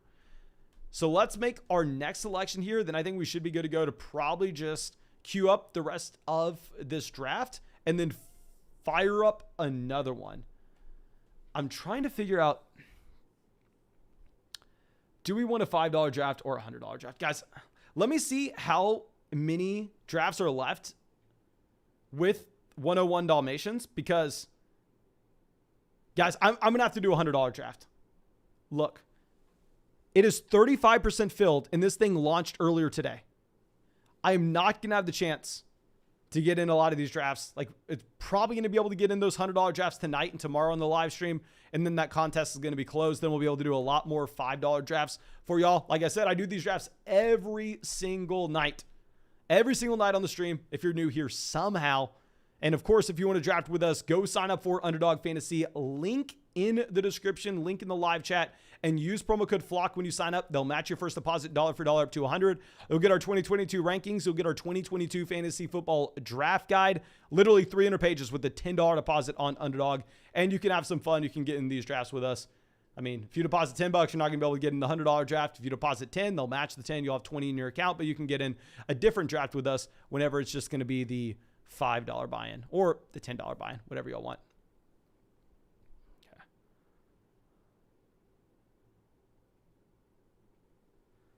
Okay, so Benji 929.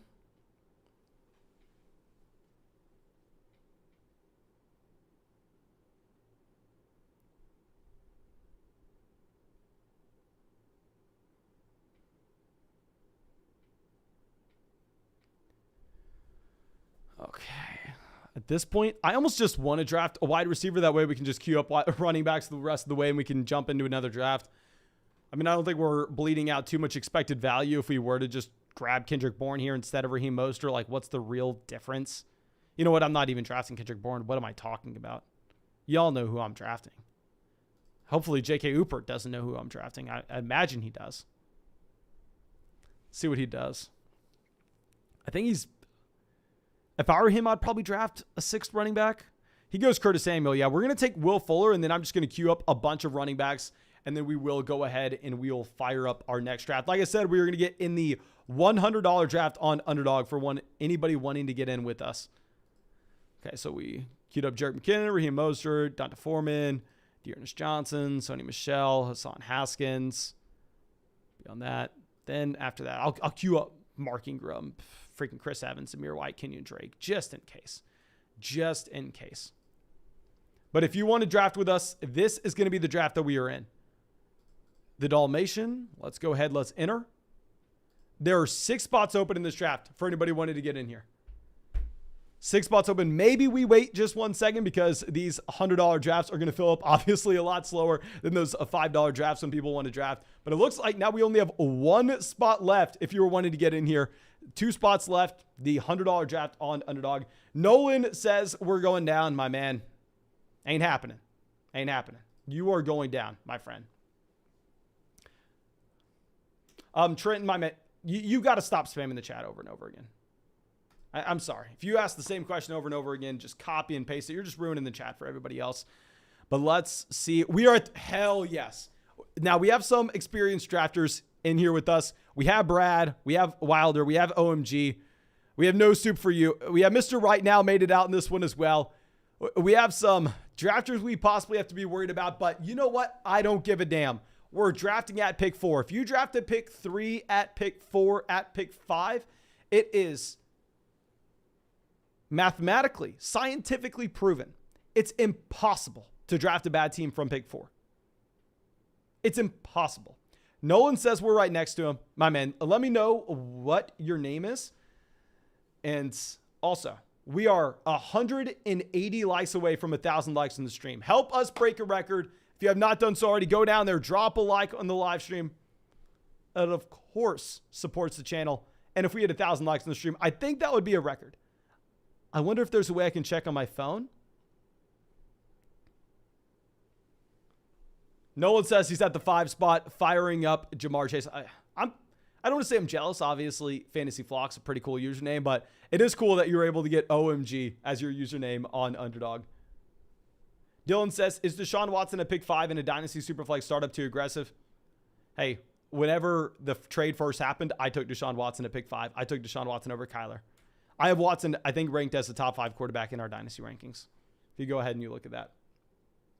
Seaman says, hey, Mason, do you know the difference between the shields? The red shields are the highest level you can get with the most drafts you can have on Underdog Fantasy. I think it's 1,000 plus drafts get you the red shield, and 500 plus drafts get you the white and black.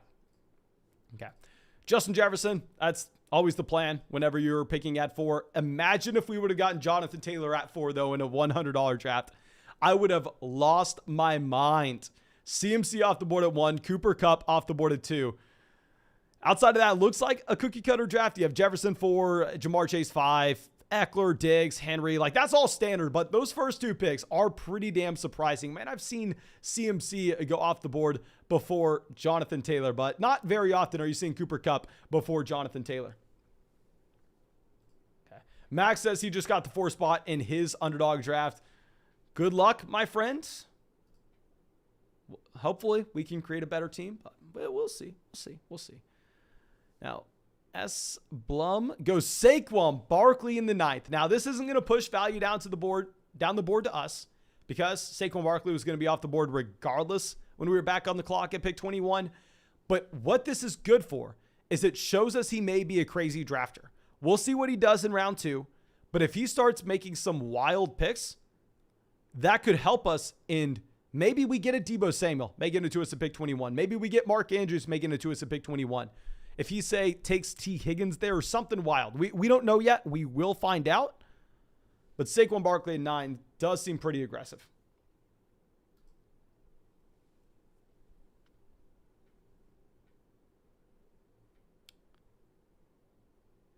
Okay, guys. Let me address something real quick. I see people in the live chat talking about players being out potentially 8 weeks.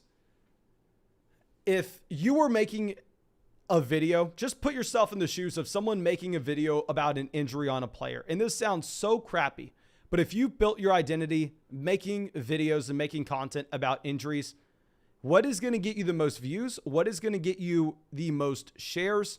If you go out there and say, this is significant. If you go out there and if you tell people that Michael Thomas is never going to be back from his injury, if you tell people that, if you tell people that Dalvin Cook can miss 8 weeks, that's what's going to get you the most views. That's what's going to get you the most clicks. Is it going to be accurate? No, but who the hell cares? Nobody's going to fact check you. Nobody's going to go back and look at it 6 weeks from now. So if you see someone on Twitter go, oh, this injury means Dalvin Cook could be out for 8 weeks. If you see someone making a YouTube video about that, think in the back of your mind, why are they doing that? Is that actually realistic? Now, I am so jealous. Joe Mixon, 18. Aaron Jones, 19. DeAndre Swift, 20. Now, we are getting Deebo Samuel. We did call that a little bit earlier on that we may get Deebo Samuel making it to us here at the end of the 2nd round. But I am going to be very excited about Deebo, pick 21. Justin Jefferson, pick 4.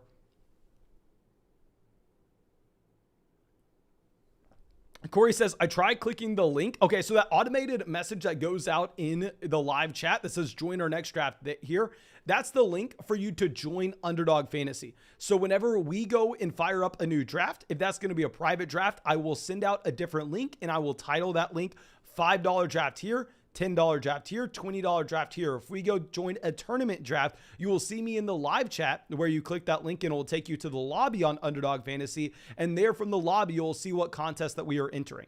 So please, if you want to get in our next draft, go click the link in the live chat. Make sure you sign up for Underdog Fantasy. You'll get our rankings. You'll get our draft guide. You'll get a 100% deposit match with a $10 deposit. But it's not going to automatically put you in our draft room. If it's a private draft, it will be a different link with a different label that will automatically put you in our draft room. or if it's going to be a tournament draft, it will take you to the homepage where you can join the tournament from there.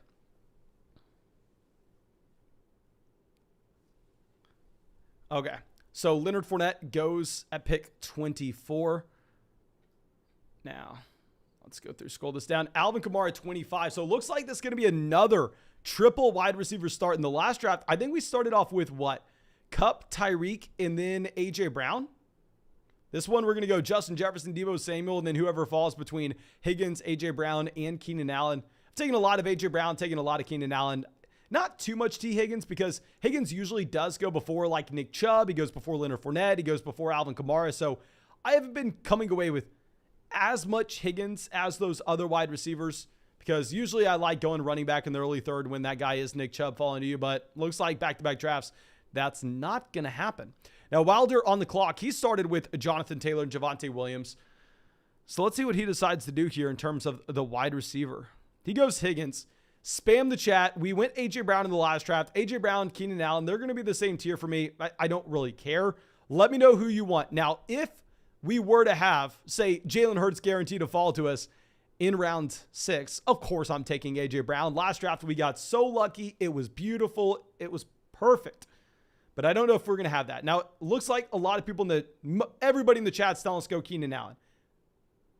Pretty much everybody's telling us Allen. Some people are saying Brown. I saw Mike Williams in there. The majority of people are saying Keenan Allen. We will take him at pick 28. Loading up with 3 wide receivers here. I think this will be exciting. The last draft we had was fantastic. We had Cam Akers round 4, and then in round 5, George Kittle. But I don't think that's exactly how this will go. Let's see what the team at 9's doing, because they have a very interesting start with Saquon Barkley and Tyreek Hill through the first 2 rounds. They're willing to go a little bit crazy. And guys, we are officially 86% there to 1,000 likes on the stream. So if you have not done so already, please go down there, drop a like on the live stream, subscribe to the channel as well. Like I said, if we hit 90,000 subscribers, we are going to go ahead and do a 24-hour draft marathon, which would be wild. I mean, we already do 4 or 5 fantasy football drafts every single night, so it's not going to be that much of a difference, but still, 24 hours would be crazy. So drop a like, subscribe to the channel if you haven't, and dear God, this is a $100 fantasy football draft, ladies and gentlemen. A $100 fantasy football draft on Underdog Fantasy. You have S. Blum, whatever the hell their name is, going with Tua Tagovailoa there at pick 33. Oh, thank you. Thank you. Pushing down value. You have Herbert going at 37. It kind of sucks for us. Of course, we wanted Herbert and Deontay Johnson off the board. No Soup for You is a very good drafter. I don't want to question No Soup for You. But still, that is interesting. Sutton goes off the board at 38. Sutton would have been a player. I would have taken a 45 after the Tim Patrick injury, of course.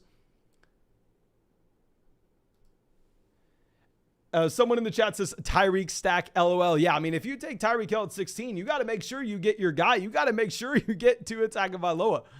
Oh, God. Jalen Waddle goes at 39. Let's see where he goes after this.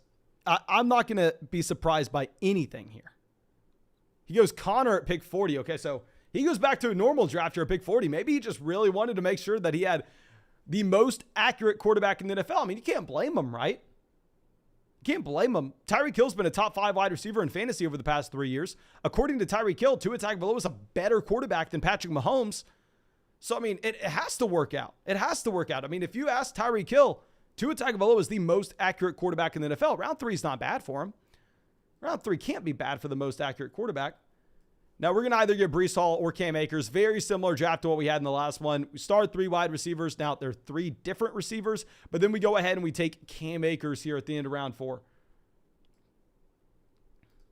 Mr. Right Now says, I got so lucky with Kyle Pitts. Yeah, check out Mr. Right Now's draft, where he has Dalvin Cook, Najee Harris, Kyle Pitts, and Jalen Waddle at 39. Gosh, I'm jealous, my man. I'm jealous. If I could trade draft positions with you right now, if I could trade starts, I would 100% take your team. You have to be so damn excited about that in a $100 draft. Waller goes to 47. Hopefully we can get an elite level quarterback on the way back around. Y'all know I do love myself Patrick Mahomes. I love myself a Lamar Jackson. I would even take a Jerry Jeudy here now that we have the Tim Patrick injury, as I've discussed. I didn't love Jerry Jeudy when he was going at the 4 or 5 turn. You had to take him before guys like Lamar Jackson, Patrick Mahomes, and George Kittle before the Tim Patrick injury. But now that Patrick is down, I think the Jeudy price is going to be fine. So Jeudy goes to 49, so we're not even going to have that option. We're just going to take whoever falls between the elite level quarterbacks and the potential elite level tight end.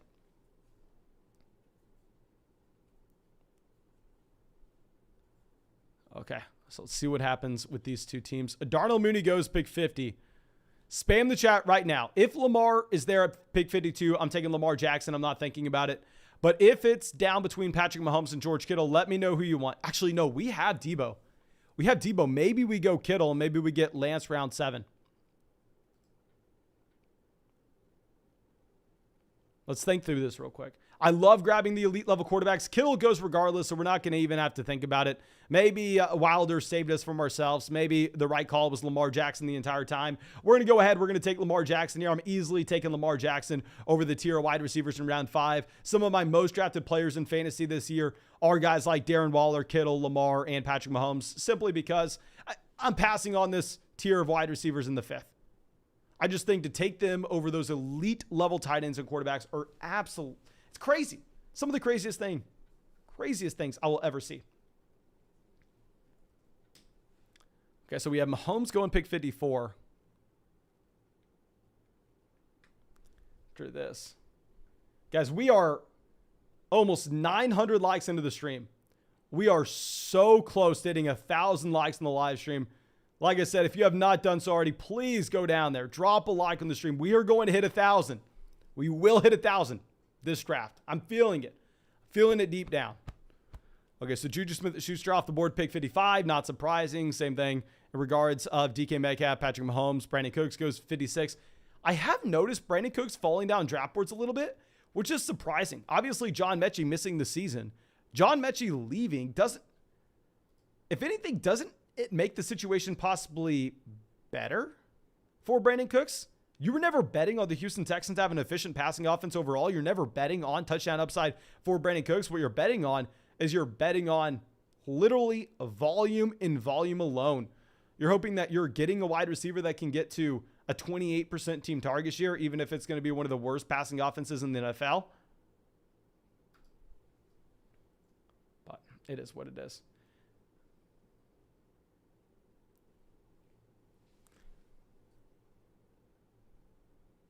Jonas says, why is Patrick Mahomes still sliding so much when Hill was traded ages ago? I don't know what's going on with the Patrick Mahomes slide. Like, I had someone tweet out earlier to me that they got Patrick Mahomes in one of these drafts in the 6th round. They sent me the screenshot as well. GA says, people want more of a ceiling than Brandon Cooks. I agree with you. I'm not drafting Brandon Cooks here. Like, let me go through and pull up my exposures on Underdog. But I have a crap ton of Lamar, a crap ton of Mahomes, a crap ton of Waller, a crap ton of Kittle because I'm not drafting wide receivers there. Like, if I'm looking at it, I have 20% Mahomes. I have 13% Lamar, 15% Kittle, 10% Waller. And if I compare this to Brandon Cooks, I'm sitting at 4% Brandon Cooks. Like, I'm not drafting Brandon Cooks at all. I'm just asking, like, the people who were drafting Brandon Cooks at the end of the 4th, the beginning of the 5th, why are they no longer doing that? Because now it's consistent that Brandon Cooks is falling here to the end of the 5th, which I agree with. I wouldn't draft Brandon Cooks above guys like Kittle, Lamar, or Mahomes.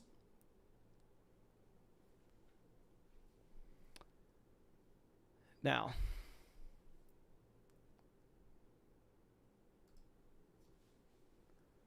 Amon-Ra St. Brown goes pick 62.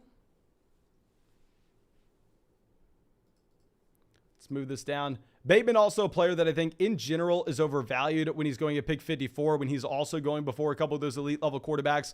But now Bateman falling to 63. It's more of an obtainable price. I think you're able to draft him there and still see a ceiling.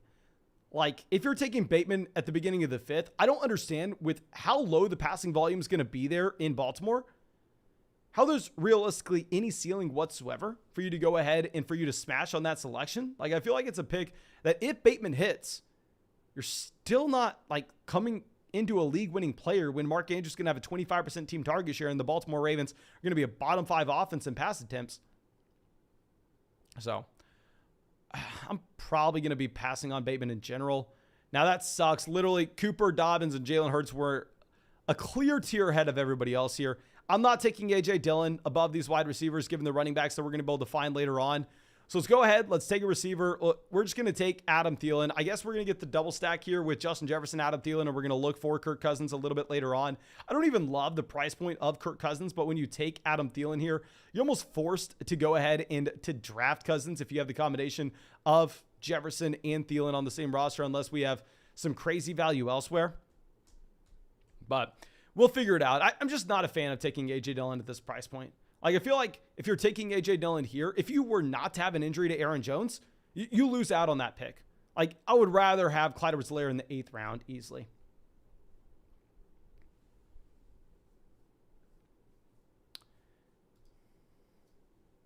Hunter says, I wanted Amari Cooper, but J.K. Dobbins is enough for me. Yeah, Dobbins at 67, Amari Cooper at 66, and even Jalen Hurts at 68. I mean, check out Nolan's team. Nolan gets the exact same blessing that we had last draft, where he gets A.J. Brown in the 3rd, and then, of course, A.J. Brown in the 3rd, that's normal.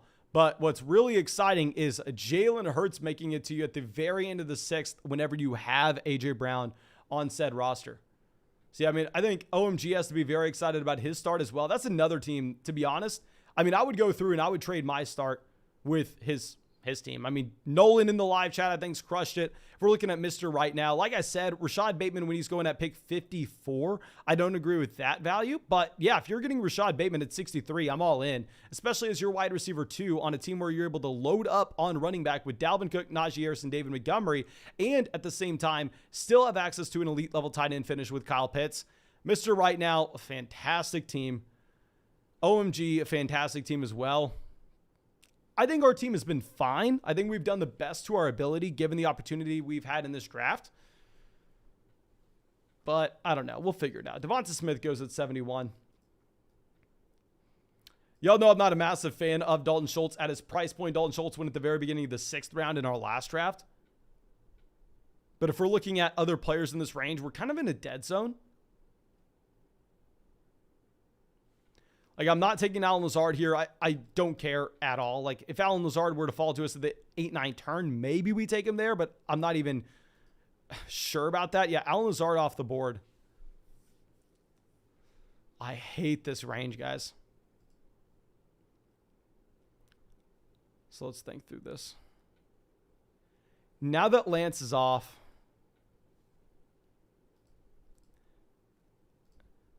spam the chat. Who do you want?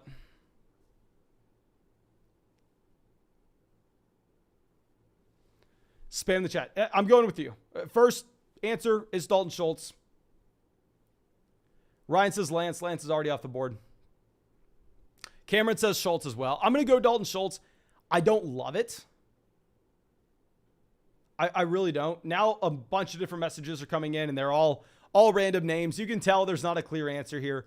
I will say Dalton Schultz slides 5 picks past his ADP. Maybe we can use that as a tiebreaker. And with Dalton Schultz here, I've noticed that Dak Prescott has really been falling in these drafts. Like, there's still an outside chance that if we take Dalton Schultz at 76, that we are all of a sudden going to be looking at a team where we're able to get Dak Prescott at the very end of the 8th. So I'm not excited about it, to say the least, but we don't have anybody from Cincinnati, so I don't feel the need to take Joe Burrow. At the same time, if we're looking at wide receivers like Kadarius Toney, I think it's going to be a flat tier from here on out. I don't think there's a massive drop-off from Kadarius Toney versus the receivers we're going to be looking at the 8-9 turn. So let's take Dalton Schultz here. He's in a great situation. Obviously, the James Washington injury could potentially help him. But let me know what you're thinking.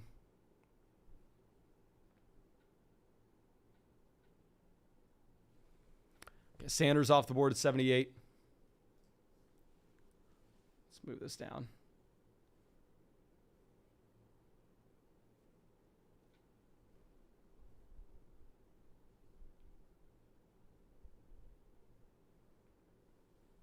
Kadarius Toney, 81. It's just such a tough range. That's why I usually prefer going with the elite level quarterbacks That's why I usually come away with a Trey Lance, a Joe Burrow, a Dak Prescott, even a Tom Brady.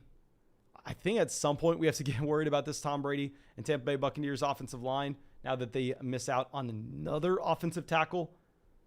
But, oh, this is going to be tough. And real quick, guys, we are about 50 likes away. We have almost done it. 50 likes away from 1,000 likes on the stream. So thank y'all so much. I think we're getting there this stream.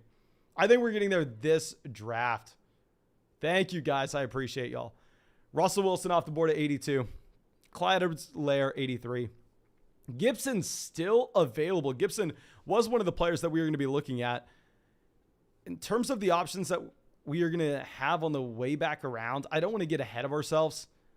I would say probably at the beginning of the 10th, we're looking running back. But let's not get ahead of ourselves. We're still like 9 picks away. So many things can change. The draft board can look completely different based on different runs that can happen. Rashad Penny, 84. I'm not interested in Rashad Penny here at all. That's going to be completely fine. Even though I will say, guys, I have an embarrassing thing to admit. In our $1,000 draft, which let me check on that. Wins.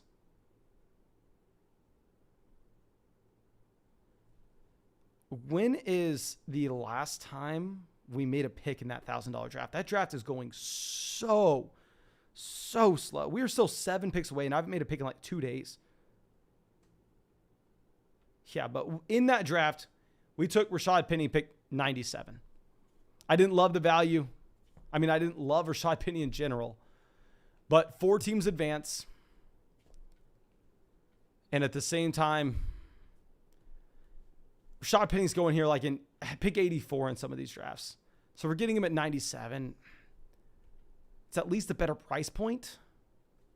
I don't know. I didn't even want to admit that I did it, but I'm going to have to make a video on that $1,000 draft. So might as well get ahead of it now. Nolan says slow drafts are going to be brutal at this time. People are waiting for injuries. Yeah, that's why I don't like entering in slow drafts. I mean, I don't blame people, because if you're in a $1,000 draft and you are the guy to go and draft Tim Patrick on the clock, like, and you didn't take up that entire clock, you just cost yourself $1,000. Like, so of course you're going to take all the time in the world, but it's just really, really tough. Now at this point, yeah, like I said, I think we're going to be probably looking at wide receiver, pick 93, and then on the way back around, looking at a running back. Ayuk goes 91. I would have been very excited about Brandon Ayuk. See where OMG decides to take this. He has Jalen Hurts, Joe Burrow quarterback, so he's done taking quarterbacks. He goes Chris Olave. So we're going to take Hunter Renfrow, someone I'm not in love with the player. We're getting him, 11 picks past his ADP here. I think we're locked into a running back that we like on the way back around almost regardless. I don't want to queue up those players just yet. And also, we can still draft 6 running backs on this team. And we have an elite level quarterback as well. So we only have to draft 2 QBs. So I think from a roster construction standpoint, we are sitting pretty still. I think we're going to be fine.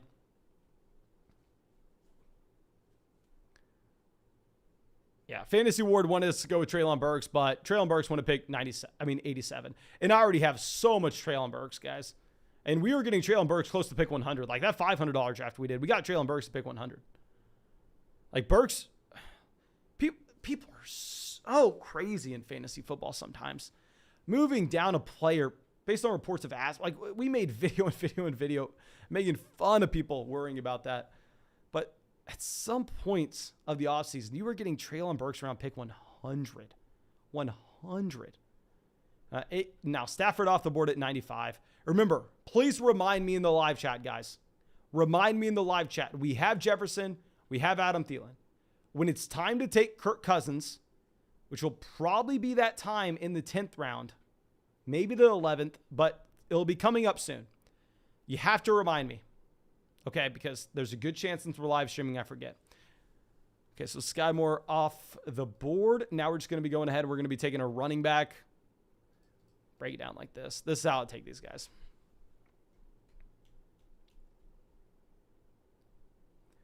Goddard could be intriguing given the fact that if we were to take Dallas Goddard here, I think we could be fine only taking 2 tight ends. Hunt's off the board. And you know what? I love Hunt. But beyond that, with Damian Harrison and Elijah Stevenson, I'm not a massive fan of either New England Patriot running back. We've already committed to the fact that we're going to have to draft 6 of these guys. No, tight end value is so deep. We really like the tight ends that we're going to get later on. So let's go ahead. Let's just take one of these New England Patriots running backs. Woods goes. Let's think through this. Come on, let's think.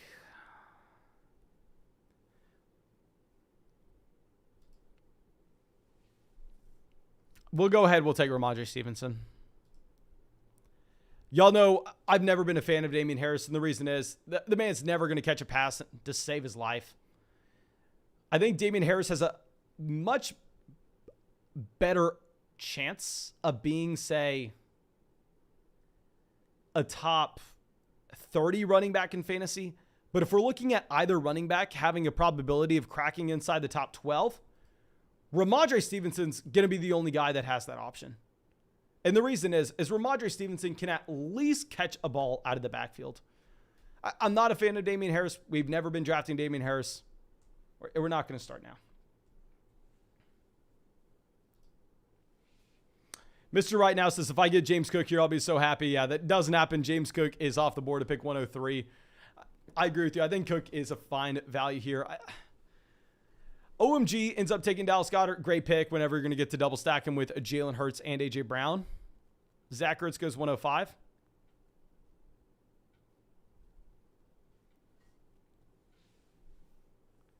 Lucas says, just joined and immediately hit that like button. Thoughts on the Tim Patrick injury? We talked about that in a video earlier today. I don't want to dive too much into it. It definitely helps Sutton. It helps Judy. It helps Albert O. Like, we definitely have to move those guys over. And y'all know I'm a big time KJ Hamler fan. So we can be very excited about KJ Hamler as well. But it sucks because, A, of course, you never want to see a player like Tim Patrick go down for the year. It feels so damn bad for the guy. B, I really like Tim Patrick. C, I drafted 0 Courtland Sutton in over 400 fantasy football drafts. So that's not looking good right now. To be completely honest, that's not looking good. Okay. And guys, we are 20 likes away from 1,000 likes on the stream. If you have not dropped a like on the live stream right now and you're watching this, I don't know what to say to you. We are about to break a record. We are about to make history here, ladies and gentlemen. We are going to make history. 1,000 likes on the live stream. We're 15 away, 13 away, 12 away, 8 away. Oh, we're getting there. 5 away. Come on, 5 away. Come on. Let's get there. Now, Claypool off the board at 111. Can we get cute with it? No, we're not going to try to get cute with it. Unless we have one of these players falling over around an ADP, we'll take him. 1,000 likes in the stream. Of course, thank y'all so much for supporting the channel. I appreciate y'all, and I hate to do this to you. But actually, no, never mind. My girlfriend made it in the apartment, so I don't have to leave you. We will be able to finish this draft. But thank you, guys. I appreciate all of y'all. 1,000 likes in the live stream. That is ridiculous. And if we continue to see this kind of support on live streams, I promise you I'm going to keep on going 4 or 5 drafts every single night. And I think we'll be able to hit 90,000 subs on the channel before the season starts, and we'll be able to get a draft marathon, a 24-hour live stream draft going as well, which would be very, very exciting. But Singletary's off the board now. We'll go ahead. We'll draft Kirk Cousins. If this was like a puppy draft, if it was like Best Ball Mania where it was such a large player pool, we really need to hit on a top 1 percentile outcome. Here, I probably would take Kenneth Walker and pray to God that we got Kirk Cousins making it back to us in the 11th round. But no, when this is going to be a smaller overall player pool, I don't think we need to soak out every little ounce of value in these drafts possible. So let's take Kirk Cousins, pick 117. And I think we'll be good to go to operate from here and just take running back value and not have to worry too much about quarterback when we have Lamar and Cousins. C. Wagner says, congrats, brother. Thank you, my man. And you know what this means. This is how my brain is broken. Every live stream from here on out, if we do not hit 1,000 likes, something went wrong. I'm going to live stream 4 to 5 drafts every single night. We are going to hit 1,000 likes on every stream from now on. The goalpost has been backed up a little bit. So now, just completely different mission every single stream. But thank you, guys. I appreciate y'all. Self-Made Fantasy, have not seen you out here in a while, my man. Thank you for coming out. We have Kenneth Walker, Aaron Rodgers going here at the 10-11 turn. It is painful to take Kirk Cousins over Aaron Rodgers. Of course, I don't want to ever have to say that we did that out loud, but it happened, and we got to move on. Now, I know Irv Smith Jr. is definitely a pick that would correlate with our Kirk Cousins selection, but I don't like Irv Smith Jr. at this price tag. We already have Jefferson. Well, we already have Adam Thielen. How many freaking Vikings do we need on this team? We don't need Irv Smith Jr. I'm not going to take him here. Wilder on the clock. They have one quarterback. They have one tight end, 4 running backs, and 4 receivers. They go Rondale Moore. What Chiefs player do you want? Do you want McCole Hardman or Ronald Jones? Don't tell me Irv Smith Jr. I'm not taking Irv Smith Jr.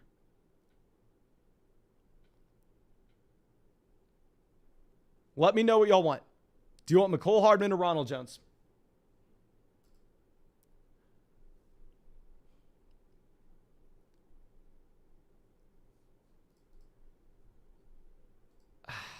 It's split like 50-50. When it's split 50-50, we're just going to go in favor of the player that has the higher ADP.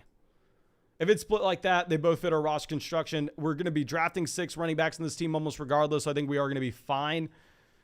Let's take McCole Hardman to pick 124. And after this, we will go ahead. We will hopefully find running back value making it to us, because at wide receiver, we're very strong. We have Jefferson, we have Deebo Samuel, we have Keenan Allen, Adam Thielen, Hunter Renfrow, and now McCole Hardman. Tight end, we're okay. We have Dalton Schultz. I'm not as excited about Dalton Schultz in the 6-7 turn as most people are. At quarterback, we're elite. We have Lamar and Kirk Cousins. Obviously, we take Cousins, so we have the double stack with Adam Thielen and Justin Jefferson. But at this point, we definitely need to have a running back value making it back to us. I mean, wide receiver, like we said, we are very strong, but we'll figure it out. We'll figure it out. Lucas says, why pass on Alexander Mattison? I mean, we already have 3 Minnesota Vikings players. So if we just go through and think through this, even if that double stack were to hit, and even if the Minnesota Vikings exceed expectations this upcoming season, exactly how good do they have to be for Alexander Mattison to also crush along with that? Like, once we already have the double stack with Jefferson, Adam Thielen, and Kirk Cousins, I'm not any more inclined to take Alexander Mattison than I would have been previously. Like, say we only had Kirk Cousins and Justin Jefferson, then maybe we want to go ahead and get the double stack with Alexander Mattison. But at some point, I think it's going to be a little bit overkill with those stacks.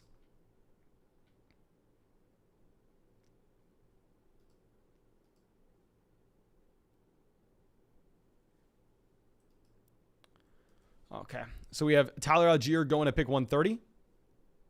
Jarvis Landry, 129. Let's move this up.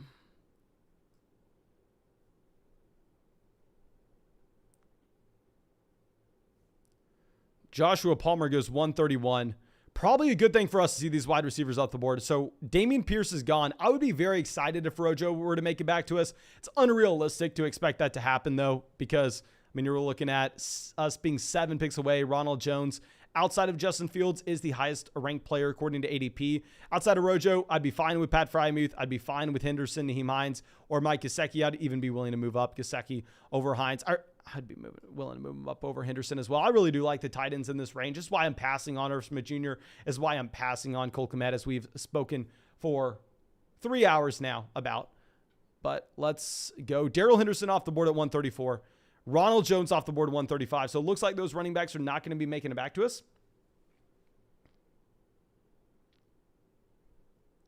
Kenneth Gainwell, 136. Oh, dear God. These running backs are getting soaked up. Maybe all of a sudden, if we're looking at these 3 players as options, we need to go ahead. We need to take Naheem Hines just to get some running back touches in here on a week-to-week basis. Deshaun Watson all the way down at 137. You have to be excited about that Watson value. I'm surprised to see Justin Fields to make it this far. I would have honestly passed on Kirk Cousins, even with Justin Jefferson and Adam Thielen. If I would have known that Justin Fields with the rushing upside would have made it to pick 141. Jahan Dotson goes 139. You know what, guys? We're not even taking either player we queued up. I wasn't expecting Gallup to make it back, But we're going to take Gallup here. Now we're only going to have to draft 7 wide receivers. We have some correlation in with that Dallas Cowboys passing offense and Dalton Schultz. If we're looking at how the tiers are going to break down, we're not going to have any wide receivers making it back to us to pick 148. That would be intriguing at all. However, at running back, at tight end, there are going to be some names that we could be looking at. I'm not going to be surprised to see both Justin Fields and Trevor Lawrence go off the board here. Yeah, I think we made the right call going Gallup at pick 141.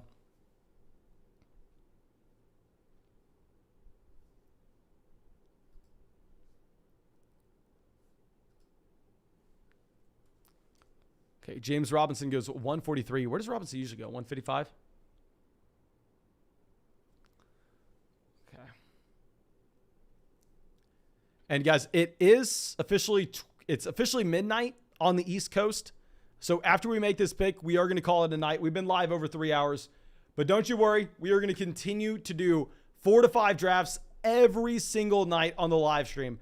So if you have not done so already, go down there, subscribe to the channel, and go sign up for Underdog Fantasy. Use promo code FLOCK when you sign up for Underdog Fantasy. They'll match your first deposit dollar for dollar up to $100. You will get our 2022 rankings. You'll get our 2022 fantasy football draft guide.